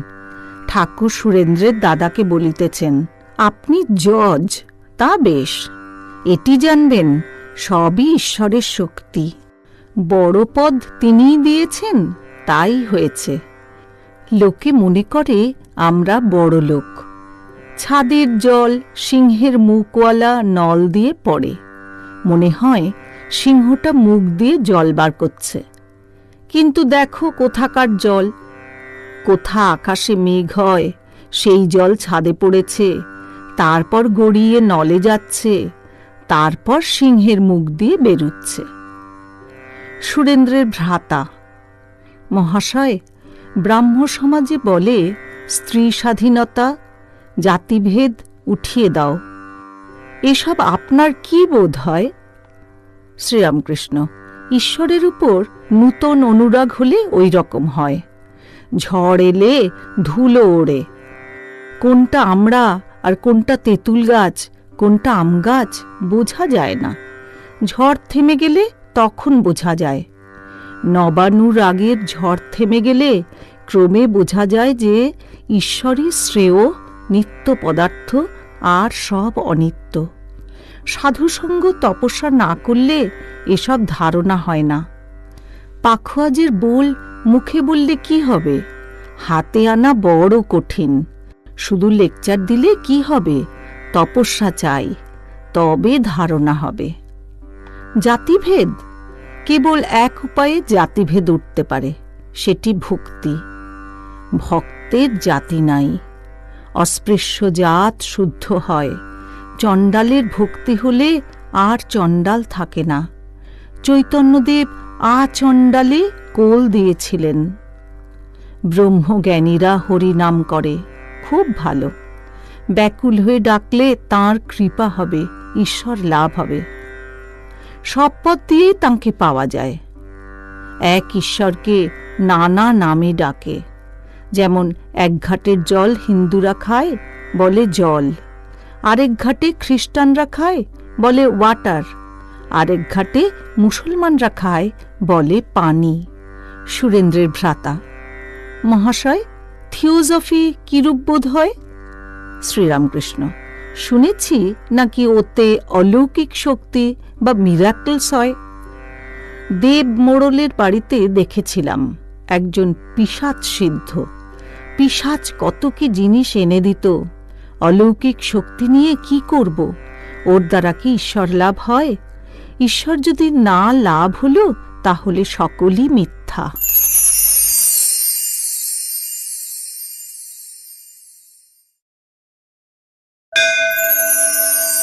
তৃতীয় খণ্ড, প্রথম পরিচ্ছেদ। মণিমল্লিকের ব্রহ্মোৎসবে ঠাকুর শ্রীরামকৃষ্ণ। ঠাকুর শ্রীরামকৃষ্ণ কলিকাতায় শ্রীযুক্ত মণিলাল মল্লিকের সিন্দুরিয়াপটির বাটিতে ভক্ত সঙ্গে শুভাগমন করিয়াছিলেন। সেখানে ব্রাহ্ম সমাজের প্রতি বৎসর উৎসব হয়। বৈকাল বেলা 4টা হইবে। এখানে আজ ব্রাহ্ম সমাজের সাংবৎসরিক উৎসব। 26শে নভেম্বর 1882 খ্রিস্টাব্দ। শ্রীযুক্ত বিজয়কৃষ্ণ গোস্বামী ও অনেকগুলি ব্রাহ্মভক্ত আর শ্রী প্রেমচাঁদ বড়াল ও গৃহস্বামীর অন্যান্য বন্ধুগণ আসিয়াছেন। মাস্টার প্রভৃতি সঙ্গে আছেন। শ্রীযুক্ত মণিলাল ভক্তদের সেবার জন্য অনেক আয়োজন করিয়াছেন। প্রহ্লাদ চরিত্র কথা হইবে, তৎপরে ব্রাহ্ম সমাজের উপাসনা হইবে, অবশেষে ভক্তগণ প্রসাদ পাইবেন। শ্রীযুক্ত বিজয় এখনও ব্রাহ্ম সমাজভুক্ত আছেন। তিনি অদ্যকার উপাসনা করিবেন। তিনি এখনও গৈরিক বস্ত্র ধারণ করেন নাই। কথক মহাশয় প্রহ্লাদ চরিত্র কথা বলিতেছেন। পিতা হিরণ্যকশিপু হরির নিন্দা ও পুত্র প্রহ্লাদকে বারবার নির্যাতন করিতেছেন। প্রহ্লাদ করজোড়ে হরির নিকট প্রার্থনা করিতেছেন আর বলিতেছেন, হে হরি, পিতাকে সুমতি দাও। ঠাকুর শ্রীরামকৃষ্ণ এই কথা শুনিয়া কাঁদিতেছেন। শ্রীযুক্ত বিজয় প্রভৃতি ভক্তেরা ঠাকুরের কাছে বসিয়া আছেন। ঠাকুরের ভাবাবস্থা হইয়া আছে। কিয়ৎক্ষণ পরে বিজয়াদি ভক্তদিগকে বলিতেছেন, ভক্তি সার। তার নামগুণ কীর্তন সর্বদা করতে করতে ভক্তিলাভ হয়। আহা, শিবনাথের কি ভক্তি! যেন রসে ফেলা ছানা বড়া। এরকম মনে করা ভালো নয় যে আমার ধর্মই ঠিক আর অন্য সকলের ধর্ম ভুল। সব পথ দিয়েই তাকে পাওয়া যায়। আন্তরিক ব্যাকুলতা থাকলেই হল। অনন্ত পথ, অনন্ত মত। দেখো, ঈশ্বরকে দেখা যায়। অবাং মনসগোচর। বেদে বলেছে এর মানে বিষয়াসক্ত মনের অগোচর। বৈষ্ণবচরণ বলতো, তিনি শুদ্ধ মন, শুদ্ধ বুদ্ধির গোচর। তাই সাধুসঙ্গ, প্রার্থনা, গুরুর উপদেশ এইসব প্রয়োজন। তবে চিত্তশুদ্ধি হয়, তখন তার দর্শন হয়। ঘোলা জলে নির্মলি ফেললে পরিষ্কার হয়, তখন মুখ দেখা যায়। ময়লা আরশিতে মুখ দেখা যায় না। চিত্তশুদ্ধির পর ভক্তি লাভ করলে তবে তাঁর কৃপায় তাকে দর্শন হয়। দর্শনের পর আদেশ পেলে তবে লোকশিক্ষা দেওয়া যায়। আগে থাকতে লেকচার দেওয়া ভালো নয়। একটা গান আছে, ভাবছ কি মন একলা বসে, অনুরাগ বিনে কি চাঁদ গৌর মিলে, জন্মটা ঝাঁট দিলি না, মন্দিরে চামচিকা 11 জনা, তারা দিবানিশি করলে থানা, মন্দিরে তোর মাধব নাই রে, পদ তুই শাঁখ ফুকে গোল করলি শেষে। হৃদয় মন্দির আগে পরিষ্কার করতে হয়, ঠাকুর প্রতিমা আনতে হয়, পূজার আয়োজন করতে হয়। কোনো আয়োজন নাই, ভোঁ ভোঁ করে শাঁখ বাজানো, তাতে কি হবে? এইবার শ্রীযুক্ত বিজয় গোস্বামী বেদিতে বসিয়া ব্রাহ্ম সমাজের পদ্ধতি অনুসারে উপাসনা করিতেছেন। উপাসনান্তে তিনি ঠাকুরের কাছে আসিয়া বসিলেন। শ্রীরামকৃষ্ণ বিজয়ের প্রতি, আচ্ছা, তোমরাও তো পাপ পাপ বললে কেন? 100 বার আমি পাপী আমি পাপী বললে তাই হয়ে যায়। এমন বিশ্বাস করা চাই যে তাঁর নাম করেছি, আমার আবার পাপ কি? তিনি আমাদের বাপ মা। তাকে বলো যে পাপ করেছি, আর কখনো করব না। আর তাঁর নাম করো, তার নামে সকলে দেহ মন পবিত্র করো, জিহ্বাকে পবিত্র করো। তৃতীয় খণ্ড, দ্বিতীয় পরিচ্ছেদ। বাবুরাম প্রভৃতির সঙ্গে ফ্রি উইল সম্বন্ধে কথা। তোতাপুরীর আত্মহত্যার সংকল্প। ঠাকুর শ্রীরামকৃষ্ণ দক্ষিণেশ্বর মন্দিরে বৈকালবেলা নিজের ঘরে পশ্চিমের বারান্দায় কথা কহিতেছেন, সঙ্গে বাবুরাম, মাস্টার, রামদয়াল প্রভৃতি। ডিসেম্বর 1882 খ্রিস্টাব্দ। বাবুরাম, রামদয়াল ও মাস্টার আজ রাত্রে থাকিবেন। শীতের বড়দিনের ছুটি হইয়াছে, মাস্টার আগামী করলেও থাকিবেন। বাবুরাম নূতন নূতন আসিতেছেন। শ্রীরামকৃষ্ণ ভক্তদের প্রতি: ঈশ্বর সব করছেন, এ জ্ঞান হলে তো জীবনমুক্ত।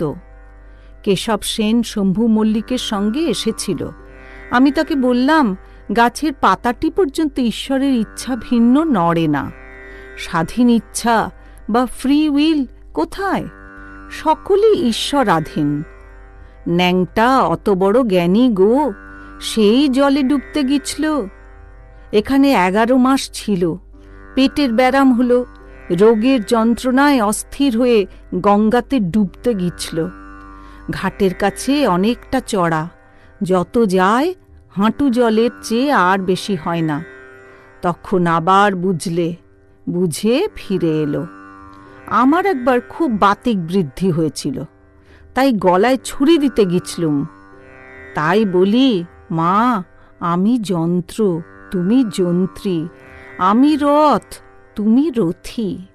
যেমন চালাও তেমনি চলি, যেমন করাও তেমনি করি। ঠাকুরের ঘরের মধ্যে গান হইতেছে, ভক্তেরা গান গাহিতেছেন। হৃদি বৃন্দাবনে বাস যদি করো কমলাপতি, ওহে ভক্তি প্রিয়, আমার ভক্তি হবে রাধা সতী। মুক্তি কামনা আমারই হবে বৃন্দে গোপনারী, দেহ হবে নন্দের পুরী, স্নেহ হবে মা যশোমতী। আমায় ধরো ধরো জনার্দন, পাপভার গোবর্ধন, কামাদি ছয় কংস চরে, ধ্বংস করো সম্প্রতি। বাজায়ে কৃপা বাঁশুরি, মন ধেনুকে বশ করি, তিষ্ঠ হৃদি গোষ্ঠে আমার, পুরাও ইষ্ট এই মিনতি। আমার প্রেম রূপ যমুনা কূলে, আশা বংশী বটমূলে, সদাস ভেবে সদয় ভাবে সতত কর বসতি। যদি বলো রাখাল প্রেমে বন্দি থাকি ব্রজ থামে, তবে জ্ঞানহীন রাখাল তোমার দাস হবে হে দাশরথী।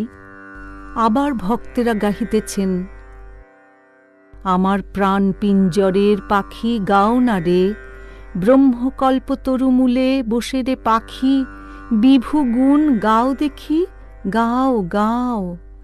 আর ধর্ম অর্থ কাম মোক্ষ সুপক্ক ফল খাও না রে।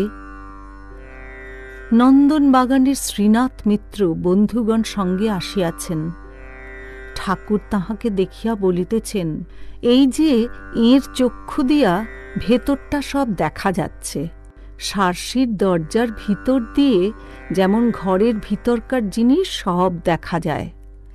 শ্রীনাথ, যজ্ঞনাথ এরা নন্দন বাগানের ব্রাহ্ম পরিবারভুক্ত। ইহাদের বাটিতে প্রতি বৎসর ব্রাহ্ম সমাজের উৎসব হইত। উৎসব দর্শন করিতে ঠাকুর পরে গিয়াছিলেন। সন্ধ্যার পর ঠাকুর বাড়িতে আরতি হইতে লাগিল। ঘরে ছোট খাটটিতে বসিয়া ঠাকুর ঈশ্বর চিন্তা করিতেছেন। ক্রমে ভাবাবিষ্ট হইলেন। ভাব উপশমের পর বলিতেছেন, মা, ওকেও টেনে নাও, ও অত দিনভাবে থাকে, তোমার কাছে আসা যাওয়া করছে। ঠাকুর ভাবে বাবুরামের কথা কি বলিতেছেন। বাবুরাম, মাস্টার, রামদয়াল প্রভৃতি বসিয়া আছেন। রাত্রি 8টা-9টা হইবে। ঠাকুর সমাধি তত্ত্ব বলিতেছেন। জড় সমাধি, চেতন সমাধি, স্থিত সমাধি, উন্মনা সমাধি। সুখ দুঃখের কথা হইতেছে। ঈশ্বর এত দুঃখ কেন করেছেন? মাস্টার: বিদ্যাসাগর অভিমান করে বলেন, ঈশ্বরকে ডাকবার আর কি দরকার? দেখো, চেঙ্গিস খাঁ যখন লুটপাট আরম্ভ করলে, তখন অনেক লোককে বন্দি করলে। ক্রমে প্রায় 1 লক্ষ বন্দি জমে গেল। তখন সেনাপতিরা এসে বললে, মহাশয়, এদের খাওয়াবে কে? সঙ্গে এদের রাখলে আমাদের বিপদ। কি করা যায়? ছেড়ে দিলেও বিপদ। তখন চেঙ্গিস খাঁ বললেন, তাহলে কি করা যায়? ওদের সব বধ করো। তাই কচাকচ করে কাটবার হুকুম হয়ে গেল। এই হত্যাকাণ্ড তো ঈশ্বর দেখলেন, কই একটু নিবারণ তো করলেন না। তা তিনি থাকুন, আমার দরকার বোধ হচ্ছে না। আমার তো কোনো উপকার হলো না। শ্রীরামকৃষ্ণ, ঈশ্বরের কার্য কি বুঝা যায়? তিনি কি উদ্দেশ্যে কি করেন? তিনি সৃষ্টি, পালন, সংহার সবই করছেন। তিনি কেন সংহার করছেন আমরা কি বুঝতে পারি? আমি বলি, মা, আমার বোঝবারও দরকার নেই, তোমার পাদপদ্মে ভক্তি দিও। মানুষ জীবনের উদ্দেশ্য এই ভক্তি লাভ। আর সব মা জানেন। বাগানে আম খেতে এসেছি, কত গাছ, কত ডাল, কত কোটি পাতা, এসব বসে বসে হিসাব করবার আমার কি দরকার? আমি আম খাই, গাছপাতার হিসাবে আমার দরকার নাই। ঠাকুরের ঘরের মেঝেতে আজ রাত্রে বাবুরাম মাস্টার ও রামদয়াল শয়ন করিলেন। গভীর রাত্রি 2টা-3টা হইবে। ঠাকুরের ঘরে আলো নিভিয়া গিয়াছে। তিনি নিজে বিছানায় বসিয়া ভক্তদের সহিত মাঝে মাঝে কথা কহিতেছেন। শ্রীরামকৃষ্ণ মাস্টার প্রভৃতি ভক্তদের প্রতি, দেখো, দয়া আর মায়া এ দুটি আলাদা জিনিস। মায়া মানে আত্মীয় মমতা, যেমন বাপ মা, ভাই ভগ্নী, স্ত্রী পুত্র এদের উপর ভালোবাসা। দয়া সর্বভূতে ভালোবাসা, সমদৃষ্টি। কারো ভিতর যদি দয়া দেখো, যেমন বিদ্যাসাগরের, সে জানবে ঈশ্বরের দয়া।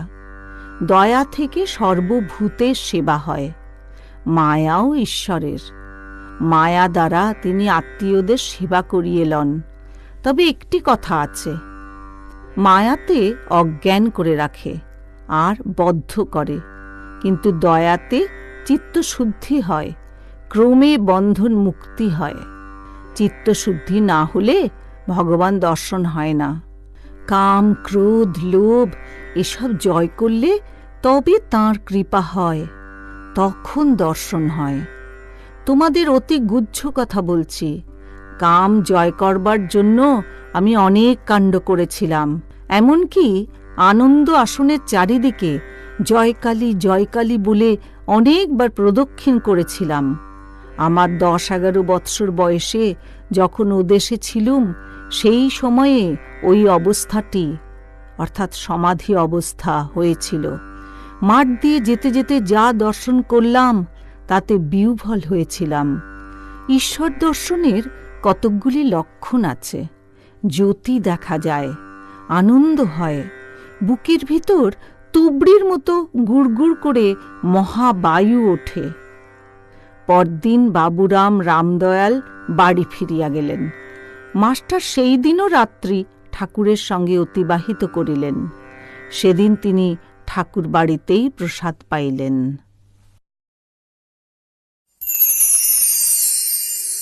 তৃতীয় খণ্ড, তৃতীয় পরিচ্ছেদ। দক্ষিণেশ্বরে মারোয়াড়ি ভক্তগণ সঙ্গে শ্রীরামকৃষ্ণ। বৈকাল হইয়াছে। মাস্টার ও 2-1টি ভক্ত বসিয়া আছেন। কতকগুলি মারোয়াড়ি ভক্ত আসিয়া প্রণাম করিলেন। তাহারা কলিকাতায় ব্যবসা করেন। তাহারা ঠাকুরকে বলিতেছেন, আপনি আমাদের কিছু উপদেশ করুন। ঠাকুর হাসিতেছেন। শ্রীরামকৃষ্ণ মারোয়াড়ি ভক্তদের প্রতি, দেখো, আমি আর আমরা এ দুটি অজ্ঞান। হে ঈশ্বর, তুমি কর্তা, আর তোমার এই সব, এর নাম জ্ঞান। আর আমার কেমন করে বলবে? বাগানের সরকার বলে আমার বাগান, কিন্তু যদি কোনো দোষ করে তখন মনিব তাড়িয়ে দেয়। তখন এমন সাহস হয় না যে নিজের আমের সিন্দুকটা বাগান থেকে বের করে আনে। কাম, ক্রোধ আদি যাবার নয়, ঈশ্বরের দিকে মোড় ফিরিয়ে দাও। কামনা, লোভ করতে হয়তো ঈশ্বরকে পাবার কামনা, লোভ করো। বিচার করে তাদের তাড়িয়ে দাও। হাতি পরের কলাগাছ খেতে গেলে মাহুত অঙ্কুশ মারে। তোমরা তো ব্যবসা করো, ক্রমে ক্রমে উন্নতি করতে হয় জানো। কেউ আগে রেড়ির কল করে, আবার বেশি টাকা হলে কাপড়ের দোকান করে। তেমনি ঈশ্বরের পথে এগিয়ে যেতে হয়। হলো মাঝে মাঝে দিন কতক নির্জনে থেকে বেশি করে তাকে ডাকলে। তবে কি জানো, সময় না হলে কিছু হয় না। কারো কারো ভোগ কর্ম অনেক বাকি থাকে, সেই জন্য দেরিতে হয়। ফোঁড়া কাঁচা অবস্থায় অস্ত্র করলে হিতে বিপরীত হয়। পেকে মুখ হলে তবে ডাক্তার অস্ত্র করে। ছেলে বলেছিল, মা এখন আমি ঘুমুই, আমার বাজছে পেলে তখন তুমি তুলো। মা বললে, বাবা বাজছেতেই তোমায় তুলবে, আমায় তুলতে হবে না। সকলের হাস্য। মারোয়ারি ভক্তেরা মাঝে মাঝে ঠাকুরের সেবার জন্য মিষ্টান্নাদি দ্রব্য আনেন, ফলাদি, থাল মিছরি ইত্যাদি। থাল মিছরিতে গোলাপ জলের গন্ধ। ঠাকুর কিন্তু সেই সব জিনিস প্রায় সেবা করেন না। বলেন, ওদের অনেক মিথ্যা কথা কয়ে টাকা রোজগার করতে হয়, তাই উপস্থিত মারোয়ারিদের কথাচ্ছলে উপদেশ দিতেছেন। শ্রীরামকৃষ্ণ, দেখো, ব্যবসা করতে গেলে সত্য কথার আঁট থাকে না, ব্যবসায় তেজি মন্দি আছে। নানকের গল্পে আছে যে তিনি বললেন, অসাধুর দ্রব্য ভোজন করতে গিয়ে দেখলুম যে সে সব রক্ত মাখা হয়ে আছে। সাধুদের শুদ্ধ জিনিস দিতে হয়, মিথ্যা উপায়ে রোজগার করা জিনিস দিতে নাই। সত্য পথে ঈশ্বরকে পাওয়া যায়, সর্বদা তাঁর নাম করতে হয়। কাজের সময় মনটা তাঁর কাছে ফেলে রাখতে হয়। যেমন আমার পিঠে ফোঁড়া হয়েছে, সব কাজ করছি, কিন্তু মন ফোঁড়ার দিকে রয়েছে। রাম নাম করা বেশ। যে রাম দশরথের ছেলে, আবার জগৎ সৃষ্টি করেছেন, আর সর্বভূতে আছেন, আর অতি নিকটে আছেন, অন্তরে বাহিরে। ওহি রাম দশরথ কি বেটা, ওহি রাম ঘট ঘট में लेटा, ওহি রাম জগৎ পশেরা, ওহি রাম সবসে নিয়ারা।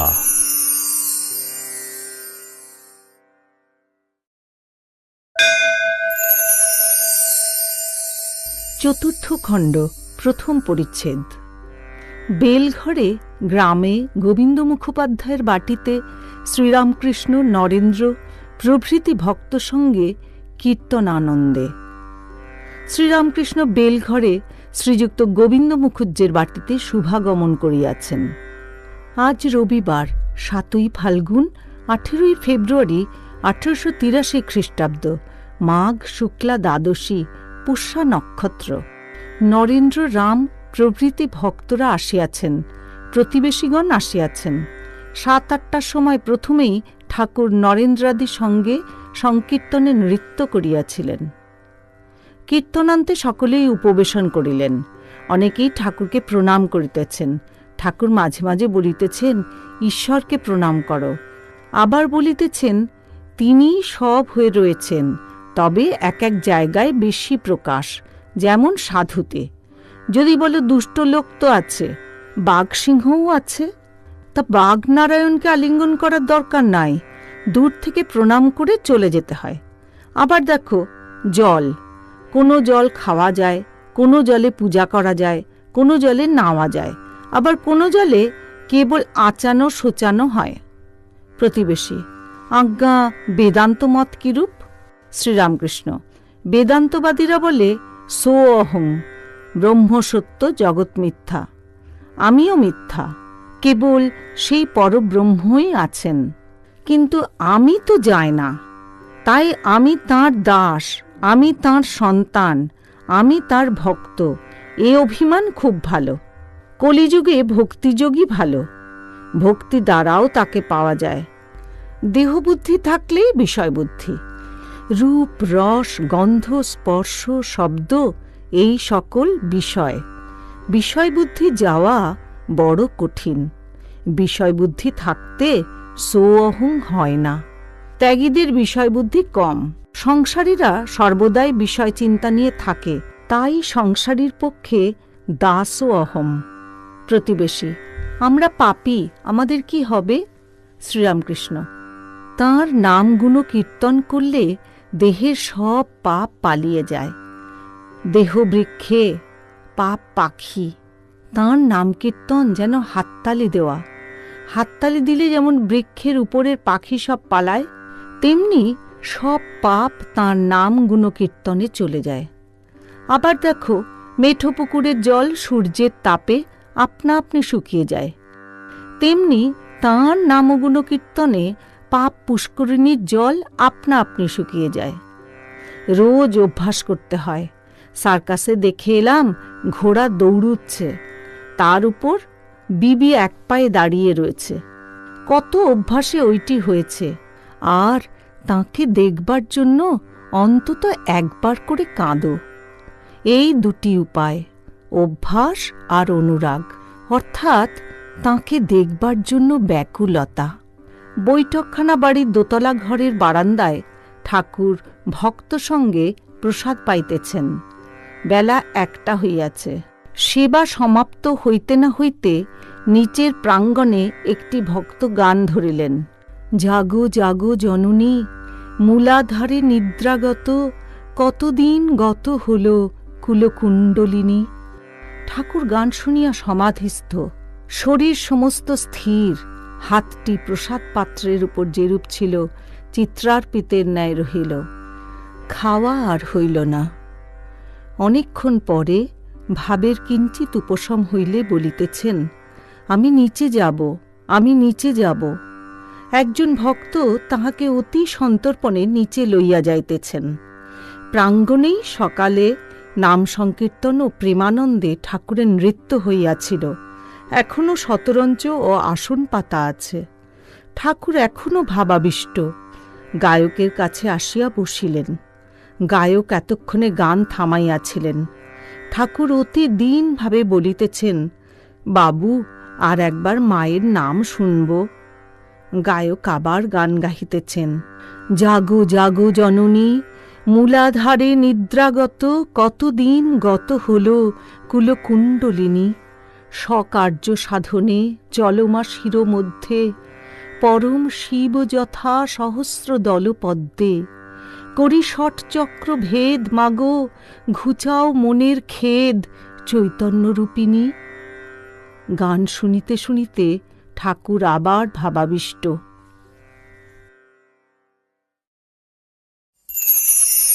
চতুর্থ খণ্ড, দ্বিতীয় পরিচ্ছেদ। ঠাকুর দক্ষিণেশ্বরে অমাবস্যায় ভক্ত সঙ্গে, রাখালের প্রতি গোপাল ভাব। ঠাকুর শ্রীরামকৃষ্ণ দক্ষিণেশ্বর মন্দিরে নিজের ঘরে রাখাল, মাস্টার প্রভৃতি 2-1টি ভক্ত সঙ্গে বসিয়া আছেন। আজ শুক্রবার 26শে ফাল্গুন, 9ই মার্চ 1883 খ্রিস্টাব্দ, মাঘের অমাবস্যা। সকাল বেলা 8টা-9টা হইবে। অমাবস্যার দিন।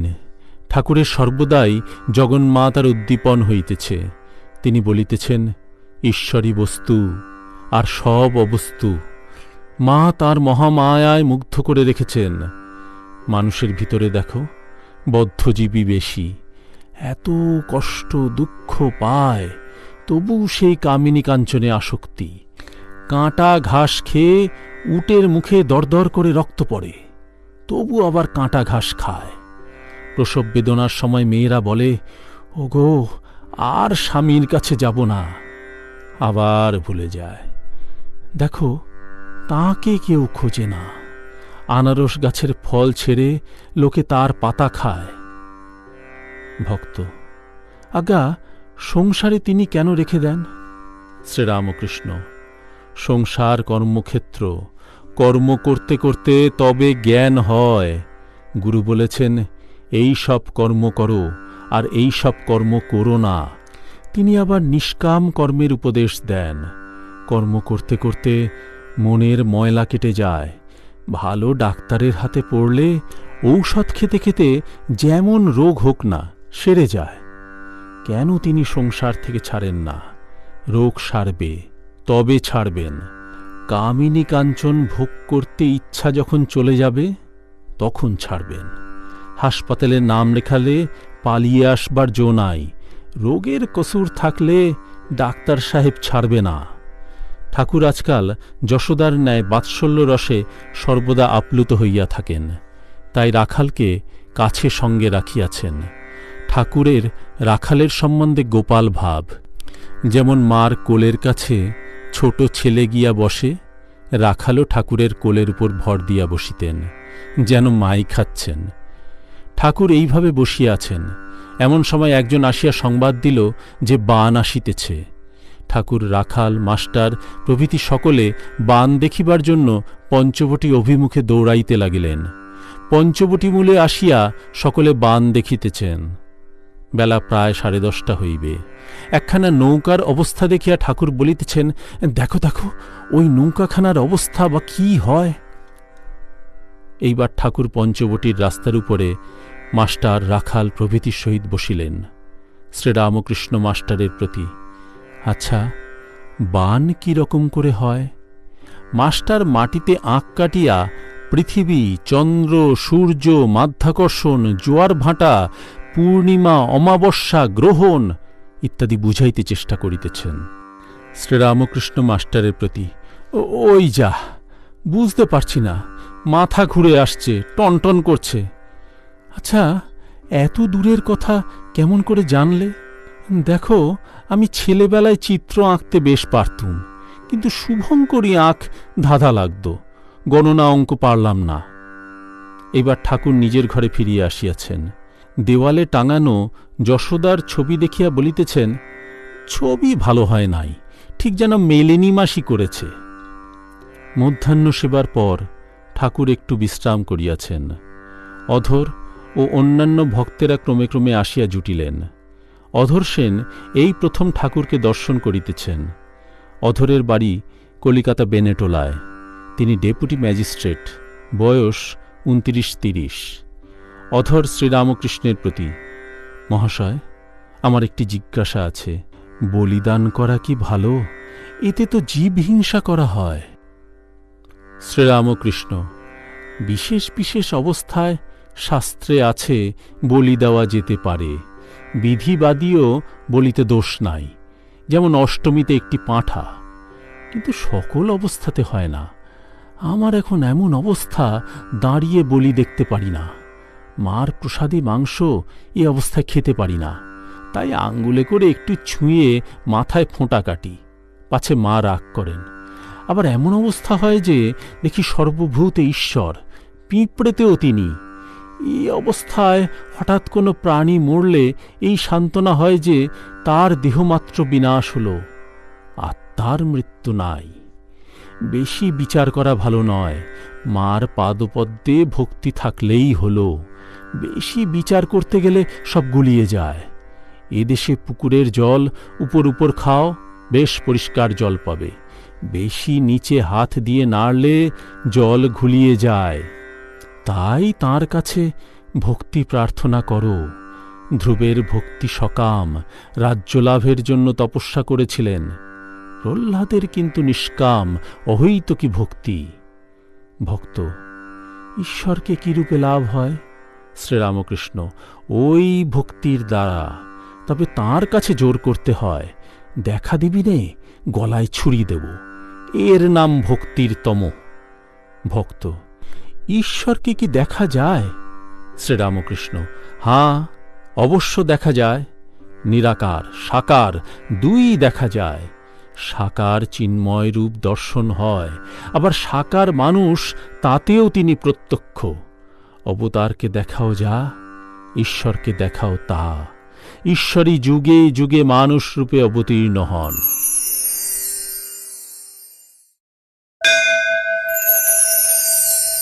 পঞ্চম খণ্ড, প্রথম পরিচ্ছেদ। শ্রীরামকৃষ্ণ সিঁথির ব্রাহ্ম সমাজে ব্রাহ্ম ভক্ত সঙ্গে। ঠাকুর শ্রীরামকৃষ্ণ শ্রীযুক্ত বেনিপালের সিঁথির বাগানে শুভাগমন করিয়াছেন। আজ সিঁথির ব্রাহ্ম সমাজে ষান্মাসিক মহোৎসব। রবিবার, চৈত্র পূর্ণিমা, 10ই বৈশাখ, 22শে এপ্রিল 1883 খ্রিস্টাব্দ, বৈকালবেলা। অনেক ব্রাহ্ম ভক্ত উপস্থিত। ভক্তেরা ঠাকুরকে ঘিরিয়া দক্ষিণের দালানে বসিলেন। সন্ধ্যার পর আদি সমাজের আচার্য শ্রীযুক্ত বেচারাম উপাসনা করিবেন। ব্রাহ্ম ভক্তেরা ঠাকুরকে মাঝে মাঝে প্রশ্ন করিতেছেন। ব্রাহ্মভক্ত, মহাশয়, উপায় কি? শ্রীরামকৃষ্ণ, উপায় অনুরাগ, অর্থাৎ তাঁকে ভালোবাসা, আর প্রার্থনা। ব্রাহ্মভক্ত অনুরাগ না প্রার্থনা। শ্রীরামকৃষ্ণ অনুরাগ আগে, পরে প্রার্থনা। ডাক দেখি মন ডাকার মতো কেমন শ্যামা থাকতে পারে? শ্রীরামকৃষ্ণ সুর করিয়া এই গানটি গাইলেন। আর সর্বদাই তার নাম গুণগান, কীর্তন ও প্রার্থনা করতে হয়। পুরাতন ঘটি রোজ মাজতে হবে, একবার মাজলে কি হবে? আর বিবেক, বৈরাগ্য, সংসার অনিত্য, এই বোধ। ব্রাহ্মভক্ত সংসার ত্যাগ কি ভালো? শ্রীরামকৃষ্ণ সকলের পক্ষে সংসার ত্যাগ নয়। যাদের ভোগান্ত হয় নাই তাদের সংসার ত্যাগ নয়। দুয়ানা মদে কি মাতাল হয়? ব্রাহ্মভক্ত তারা তবে সংসার করবে? শ্রীরামকৃষ্ণ হাঁ, তারা নিষ্কাম কর্ম করবার চেষ্টা করবে। হাতে তেল মেখে কাঁঠাল ভাঙবে। বড় মানুষের বাড়ির দাসী সব কর্ম করে, কিন্তু দেশে মন পড়ে থাকে। এরই নাম নিষ্কাম কর্ম, এরই নাম মনে ত্যাগ। তোমরা মনে ত্যাগ করবে। সন্ন্যাসী বাহিরের ত্যাগ আবার মনে ত্যাগ দুইই করবে। ব্রাহ্মভক্ত ভোগান্ত কিরূপ? শ্রীরামকৃষ্ণ কামিনী কাঞ্চন ভোগ। যে ঘরে আচার, তেঁতুল আর জলের জ্বালা, সে ঘরে বিকারের রোগী থাকলে মুশকিল। টাকা কড়ি, মান সম্ভ্রম, দেহ সুখ, এইসব ভোগ একবার না হয়ে গেলে, ভোগান্ত না হলে সকলের ঈশ্বরের জন্য ব্যাকুলতা আসে না। ব্রাহ্মভক্ত স্ত্রী জাতি খারাপ না আমরা খারাপ? শ্রীরামকৃষ্ণ বিদ্যারূপিণী স্ত্রীও আছে, আবার অবিদ্যারূপিণী স্ত্রীও আছে। বিদ্যারূপিণী স্ত্রী ভগবানের দিকে লয়ে যায়, আর অবিদ্যারূপিণী ঈশ্বরকে ভুলিয়ে দেয়, সংসারে ডুবিয়ে দেয়। তাঁর মহামায়াতে এই জগৎ সংসার। এই মায়ার ভিতর বিদ্যামায়া অবিদ্যামায়া দুই আছে। বিদ্যামায়া আশ্রয় করলে সাধুসঙ্গ, জ্ঞান, ভক্তি, প্রেম, বৈরাগ্য এইসব হয়। অবিদ্যামায়া পঞ্চভূত আর ইন্দ্রিয়ের বিষয়, রূপ, রস, গন্ধ, স্পর্শ, শব্দ, যত ইন্দ্রিয়ের ভোগের জিনিস, এরা ঈশ্বরকে ভুলিয়ে দেয়। ব্রাহ্মভক্ত অবিদ্যাতে যদি অজ্ঞান করে, তবে তিনি অবিদ্যা করেছেন কেন? শ্রীরামকৃষ্ণ তাঁর লীলা। অন্ধকার না থাকলে আলোর মহিমা বোঝা যায় না, দুঃখ না থাকলে সুখ বোঝা যায় না, মন্দ জ্ঞান থাকলে তবে ভালো জ্ঞান হয়। আবার আমে খোসাটি আছে বলে তবে আমটি বাড়ে ও পাকে। আমটি তৈর হয়ে গেলে তবে খোসা ফেলে দিতে হয়। মায়ারূপ ছালটি থাকলে তবেই ক্রমে ব্রহ্ম জ্ঞান হয়। বিদ্যামায়া অবিদ্যামায়া আমের খোসার ন্যায়, দুইই দরকার। ব্রাহ্মভক্ত আচ্ছা, সাকার পূজা, মাটিতে গড়া ঠাকুর পূজা, এসব কি ভালো? শ্রীরামকৃষ্ণ তোমরা সাকার মানো না তা বেশ, তোমাদের পক্ষে মূর্তি নয়, ভাব। তোমরা টানটুকু নেবে, যেমন কৃষ্ণের উপর রাধার টান, ভালোবাসা। সাকারবাদীরা যেমন মা কালী, মা দুর্গার পূজা করে, মা মা বলে কত ডাকে, কত ভালোবাসে, সেই ভাবটি তোমরা লবে, মূর্তি নাই বা মানলে। ব্রাহ্মভক্ত বৈরাগ্য কি করে হয়, আর সকলের হয় না কেন? শ্রীরামকৃষ্ণ ভোগের শান্তি না হলে বৈরাগ্য হয় না। ছোট ছেলেকে খাবার আর পুতুল দিয়ে বেশ ভুলানো যায়, কিন্তু যখন খাওয়া হয়ে গেল আর পুতুল নিয়ে খেলা হয়ে গেল, তখন মা যাব বলে। মার কাছে নিয়ে না গেলে পুতুল ছুঁড়ে ফেলে দেয় আর চিৎকার করে কাঁদে। ব্রাহ্মভক্তেরা গুরুবাদের বিরোধী, তাই ব্রাহ্মভক্তটি এ সম্বন্ধে কথা কহিতেছেন।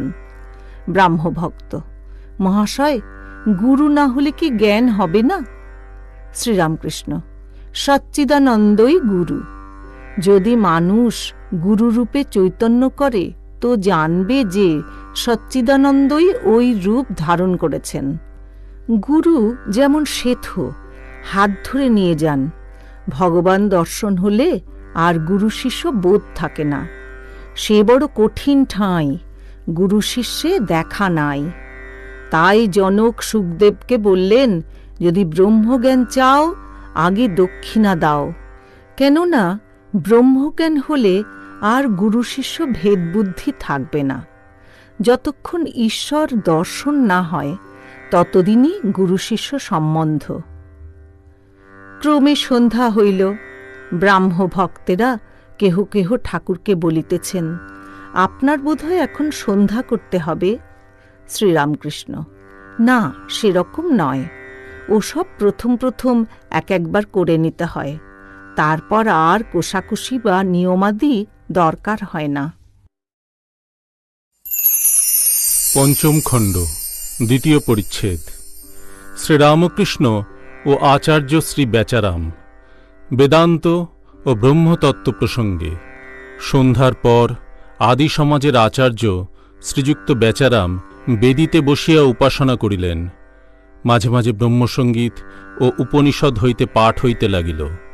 উপাসনান্তে শ্রীরামকৃষ্ণের সঙ্গে বসিয়া আচার্য অনেক আলাপ করিতেছেন। শ্রীরামকৃষ্ণ: আচ্ছা, নিরাকারও সত্য আর সাকারও সত্য, আপনি কি বলো?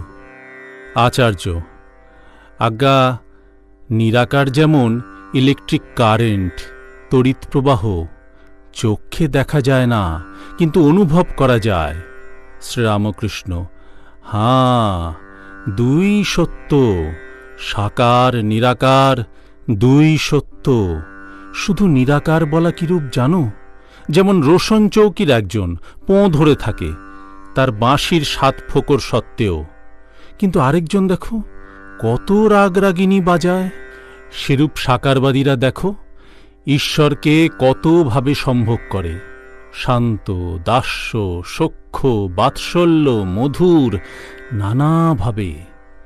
কি জানো, অমৃতকুণ্ডে কোনো রকমে পড়া, তা স্তব করেই হোক অথবা কেউ ধাক্কা মেরেছে, আর তুমি কুণ্ডে পড়ে গেছ, একই ফল, দুইজনেই অমর হবে।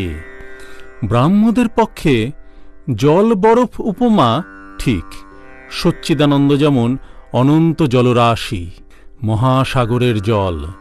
ঠান্ডা দেশে স্থানে স্থানে যেমন বরফের আকার ধারণ করে, সেই রূপ ভক্তিহীনে সেই সচ্চিদানন্দ সগুণ ব্রহ্ম ভক্তের জন্য সাকার রূপ ধারণ করেন।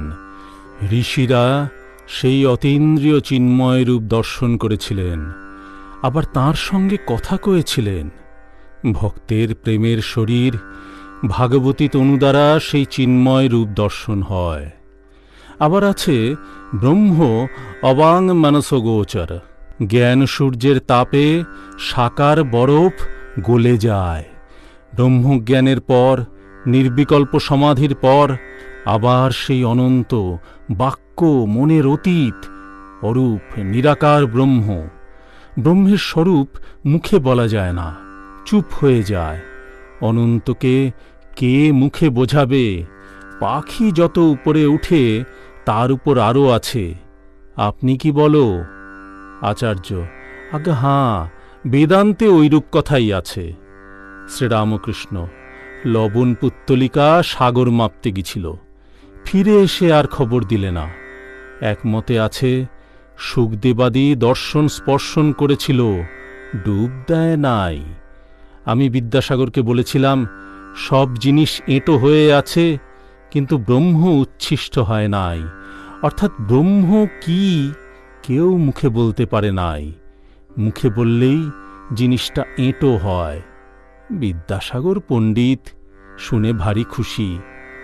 কেদারের ওদিকে শুনেছি বরফে ঢাকা পাহাড় আছে, বেশি উচ্চে উঠলে আর ফিরতে হয় না। যারা বেশি উচ্চেতে কি আছে, গেলে কিরূপ অবস্থা হয়, এসব জানতে গিয়েছে, তারা ফিরে এসে আর খবর দেয় নাই। তাঁকে দর্শন হলে মানুষ আনন্দে বিহ্বল হয়ে যায়, চুপ হয়ে যায়। খবর কে দেবে, বুঝাবে কে? 7 দেউড়ির পর রাজা, প্রত্যেক দেউড়িতে এক একজন মহা ঐশ্বর্যবান পুরুষ বসে আছে। প্রত্যেক দেউড়িতে শিষ্য জিজ্ঞাসা করছে, এই কি রাজা? গুরুও বলছেন, না, নেতি নেতি। 7ম দেউড়িতে গিয়ে যা দেখলে একেবারে অবাক, আনন্দে বিহ্বল। আর জিজ্ঞাসা করতে হল না, এই কি রাজা? দেখেই সব সংশয় চলে গেল। আচার্য, আজ্ঞা হাঁ, বেদান্তে এইরূপই সব আছে। শ্রীরামকৃষ্ণ, যখন তিনি সৃষ্টি স্থিতি প্রলয় করেন তখন তাঁকে সগুণ ব্রহ্ম আদ্যাশক্তি বলি। যখন তিনি 3 গুণের অতীত তাঁকে নির্গুণ ব্রহ্ম বাক্য মনের অতীত বলা যায় পরব্রহ্ম। মানুষ তাঁর মায়াতে পড়ে স্বরূপকে ভুলে যায়। সে যে বাপের অনন্ত ঐশ্বর্যের অধিকারী তা ভুলে যায়। তাঁর মায়া ত্রিগুণময়ী। এই 3 গুণই ডাকাত, সর্বস্ব হরণ করে, স্বরূপকে ভুলিয়ে দেয়। সত্য, রজ, তম 3 গুণ। এদের মধ্যে সত্যগুণই ঈশ্বরের পথ দেখিয়ে দেয়, কিন্তু ঈশ্বরের কাছে সত্যগুণও নিয়ে যেতে পারে না। একজন ধনী বনপথ দিয়ে যাচ্ছিল, এমন সময় 3 জন ডাকাত এসে তাকে ঘিরে ফেললে ও তার সর্বস্ব হরণ করলে। সব কেড়ে কুড়ে নিয়ে একজন ডাকাত বললে, আর একে রেখে কি হবে, একে মেরে ফেলো। এই বলে তাকে কাটতে এলো। দ্বিতীয় ডাকাত বললে, মেরে ফেলে কাজ নেই, একে আষ্টে পিষ্টে বেঁধে এইখানেই ফেলে রেখে যাওয়া যাক, তাহলে পুলিশকে খবর দিতে পারবে না। এই বলে ওকে বেঁধে রেখে ডাকাতরা চলে গেল। খানিকক্ষণ পরে তৃতীয় ডাকাতটি ফিরে এলো। এসে বললে, আহা, তোমার বড় লেগেছে না, আমি তোমার বন্ধন খুলে দিচ্ছি। বন্ধন খুলবার পর লোকটিকে সঙ্গে করে নিয়ে ডাকাত পথ দেখিয়ে চলতে লাগল। সরকারি রাস্তার কাছে এসে বললে, এই পথ ধরে যাও, এখন তুমি অনায়াসে নিজের বাড়ি যেতে পারবে। লোকটি বললে, সে কি মহাশয়, আপনিও চলুন, আপনি আমার কত উপকার করলেন, আমাদের বাড়িতে গেলে আমরা কত আনন্দিত হব। ডাকাতটি বললে, না, আমার ওখানে যাবার জো নাই, পুলিশ ধরবে। এই বলে সে পথ দেখিয়ে দিয়ে চলে গেল। প্রথম ডাকাতটি তমগুণ, যে বলেছিল একে রেখে আর কি হবে, মেরে ফেলো। তমগুণে বিনাশ হয়। দ্বিতীয় ডাকাতটি রজগুণ। রজগুণে মানুষ সংসারে বদ্ধ হয়, নানা কাজে জড়ায়। রজগুণ ঈশ্বরকে ভুলিয়ে দেয়। সত্যগুণই কেবল ঈশ্বরের পথ দেখিয়ে দেয়। দয়া, ধর্ম, ভক্তি এসব সত্যগুণ থেকে হয়। সত্যগুণ যেন সিঁড়ির শেষ ধাপ, তারপরেই ছাদ। মানুষের স্বধাম হচ্ছে পরব্রহ্ম। ত্রিগুণাতীত না হলে ব্রহ্মজ্ঞান হয় না। আচার্য, বেশ সব কথা হল। শ্রীরামকৃষ্ণ সহাস্যে বলিলেন, ভক্তের স্বভাব কি জানো? আমি বলি, তুমি শুনো, তুমি বলো, আমি শুনি। তোমরা আচার্য, কত লোককে শিক্ষা দিচ্ছ। তোমরা জাহাজ, আমরা জেলে ডিঙ্গি। সকলের হাস্য।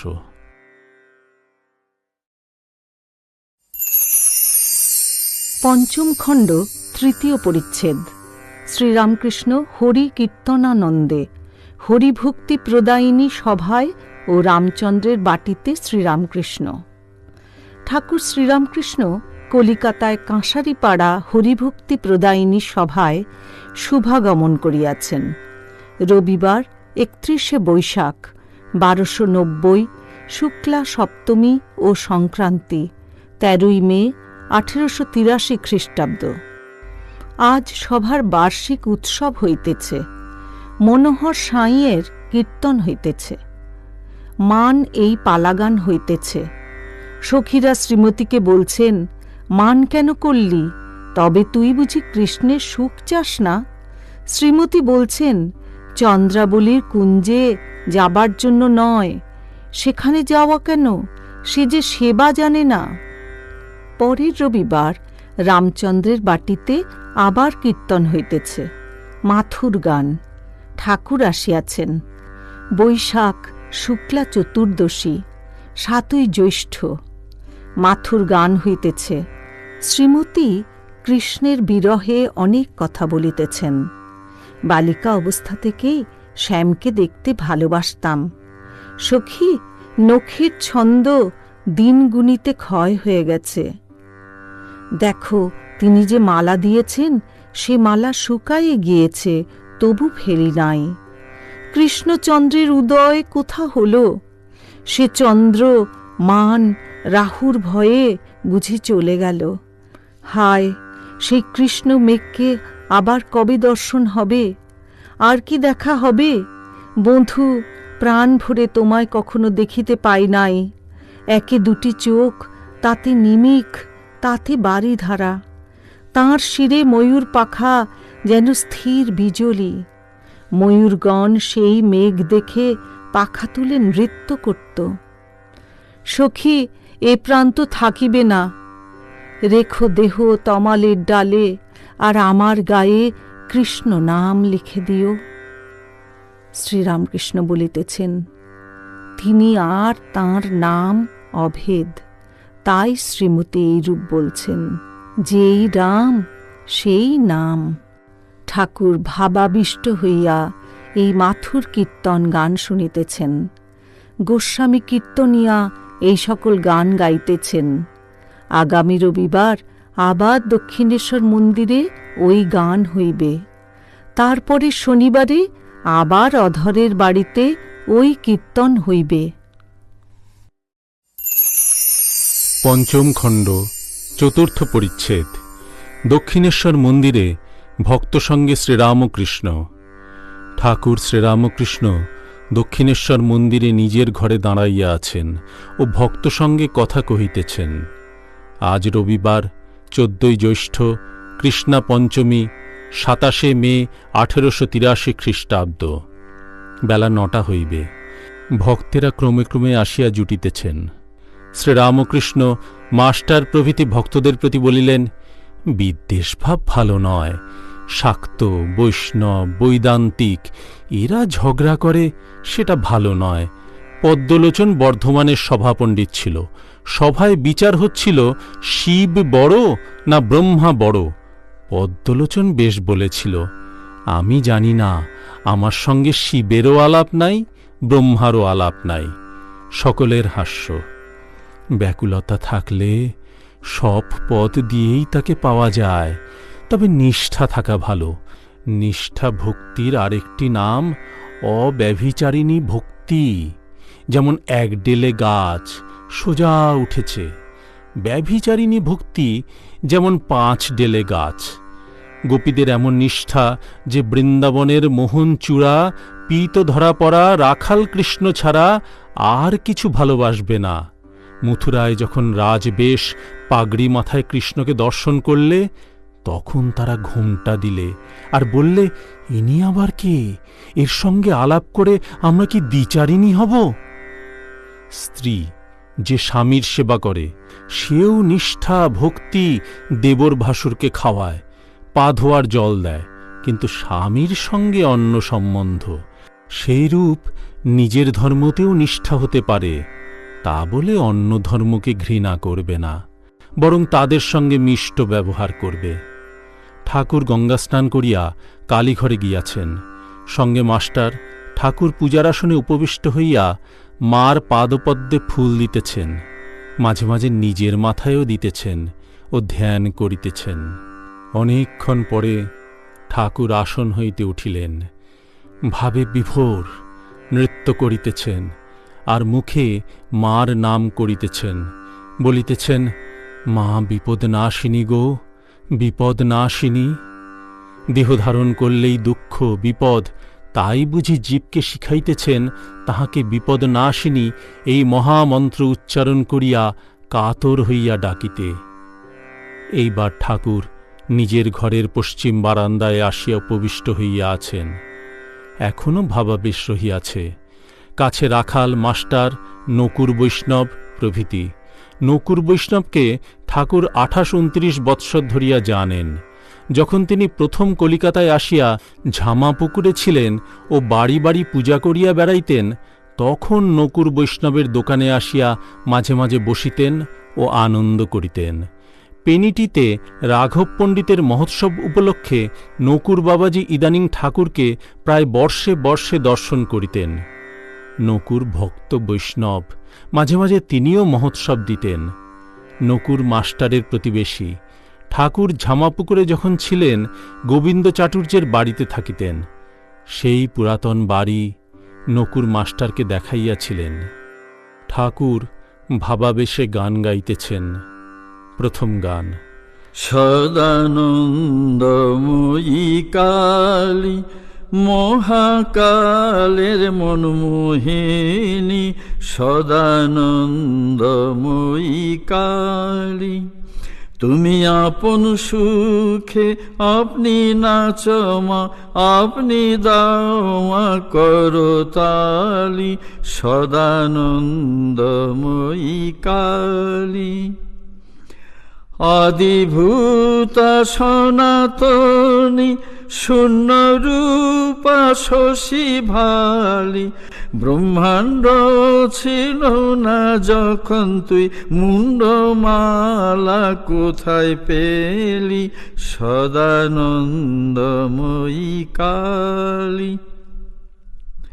সবে মাত্র তুমি মা যন্ত্রী, আমরা তোমার তন্ত্রে চলি, যেমন করাও তেমনি করি মা, যেমন বলাও তেমনি বলি। নির্গুণে কমলাকান্ত দিয়ে বলে মা গালাগালি, সর্বনাশী ধরে ওসি ধর্মা ধর্ম দুটো খেলি, সদানন্দময়ী কালী, মহাকালের মনমোহিনী, সদানন্দময়ী কালী। দ্বিতীয় গান।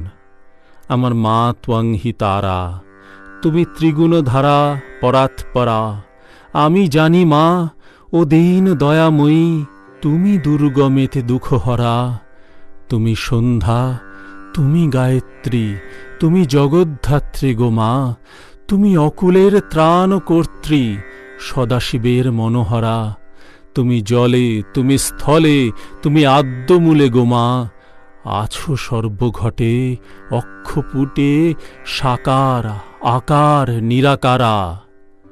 তৃতীয় গান। গোলে মালে মাল রয়েছে, গোল ছেড়ে মাল বেছে নাও। চতুর্থ। মন চলে যায়, আর কাজ নাই তারার ও তালুকেরে। পঞ্চম। পড়িয়ে ভবসাগরে, ডোবে মা তনুর তরী, মায়া ঝড় মোহ তুফান, ক্রমে বাড়ে গো শঙ্করী। ষষ্ঠ। মায়ে পোয়ে দুটো দুঃখের কথা কই, কারু হাতির উপর ছই, কারু চিঁড়ের উপর খাসা দই।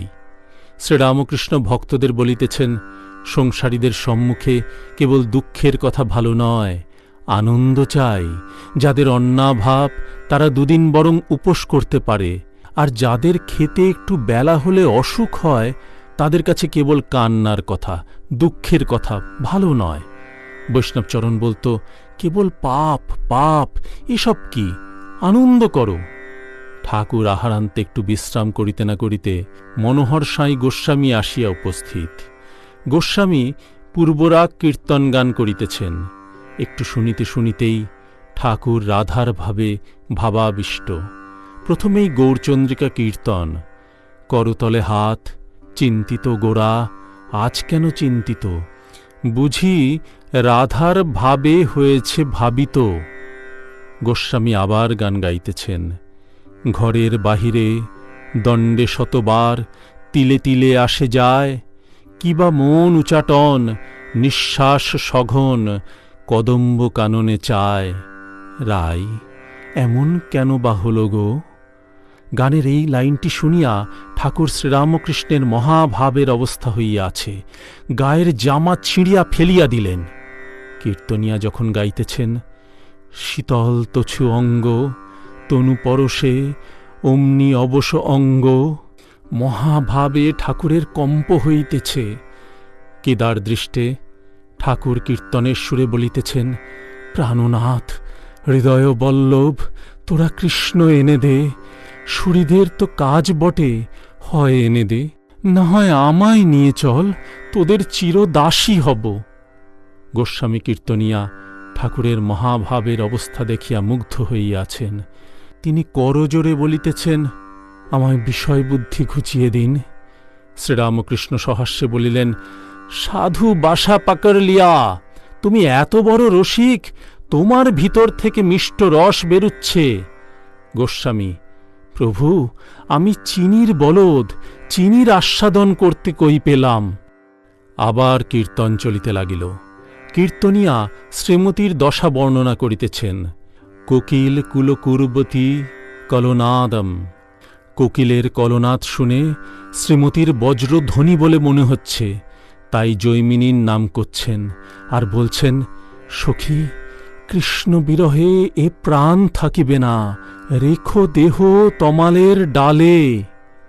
গোস্বামী রাধাস্বামীর মিলন গান গাহিয়া কীর্তন সমাপ্ত করিলেন।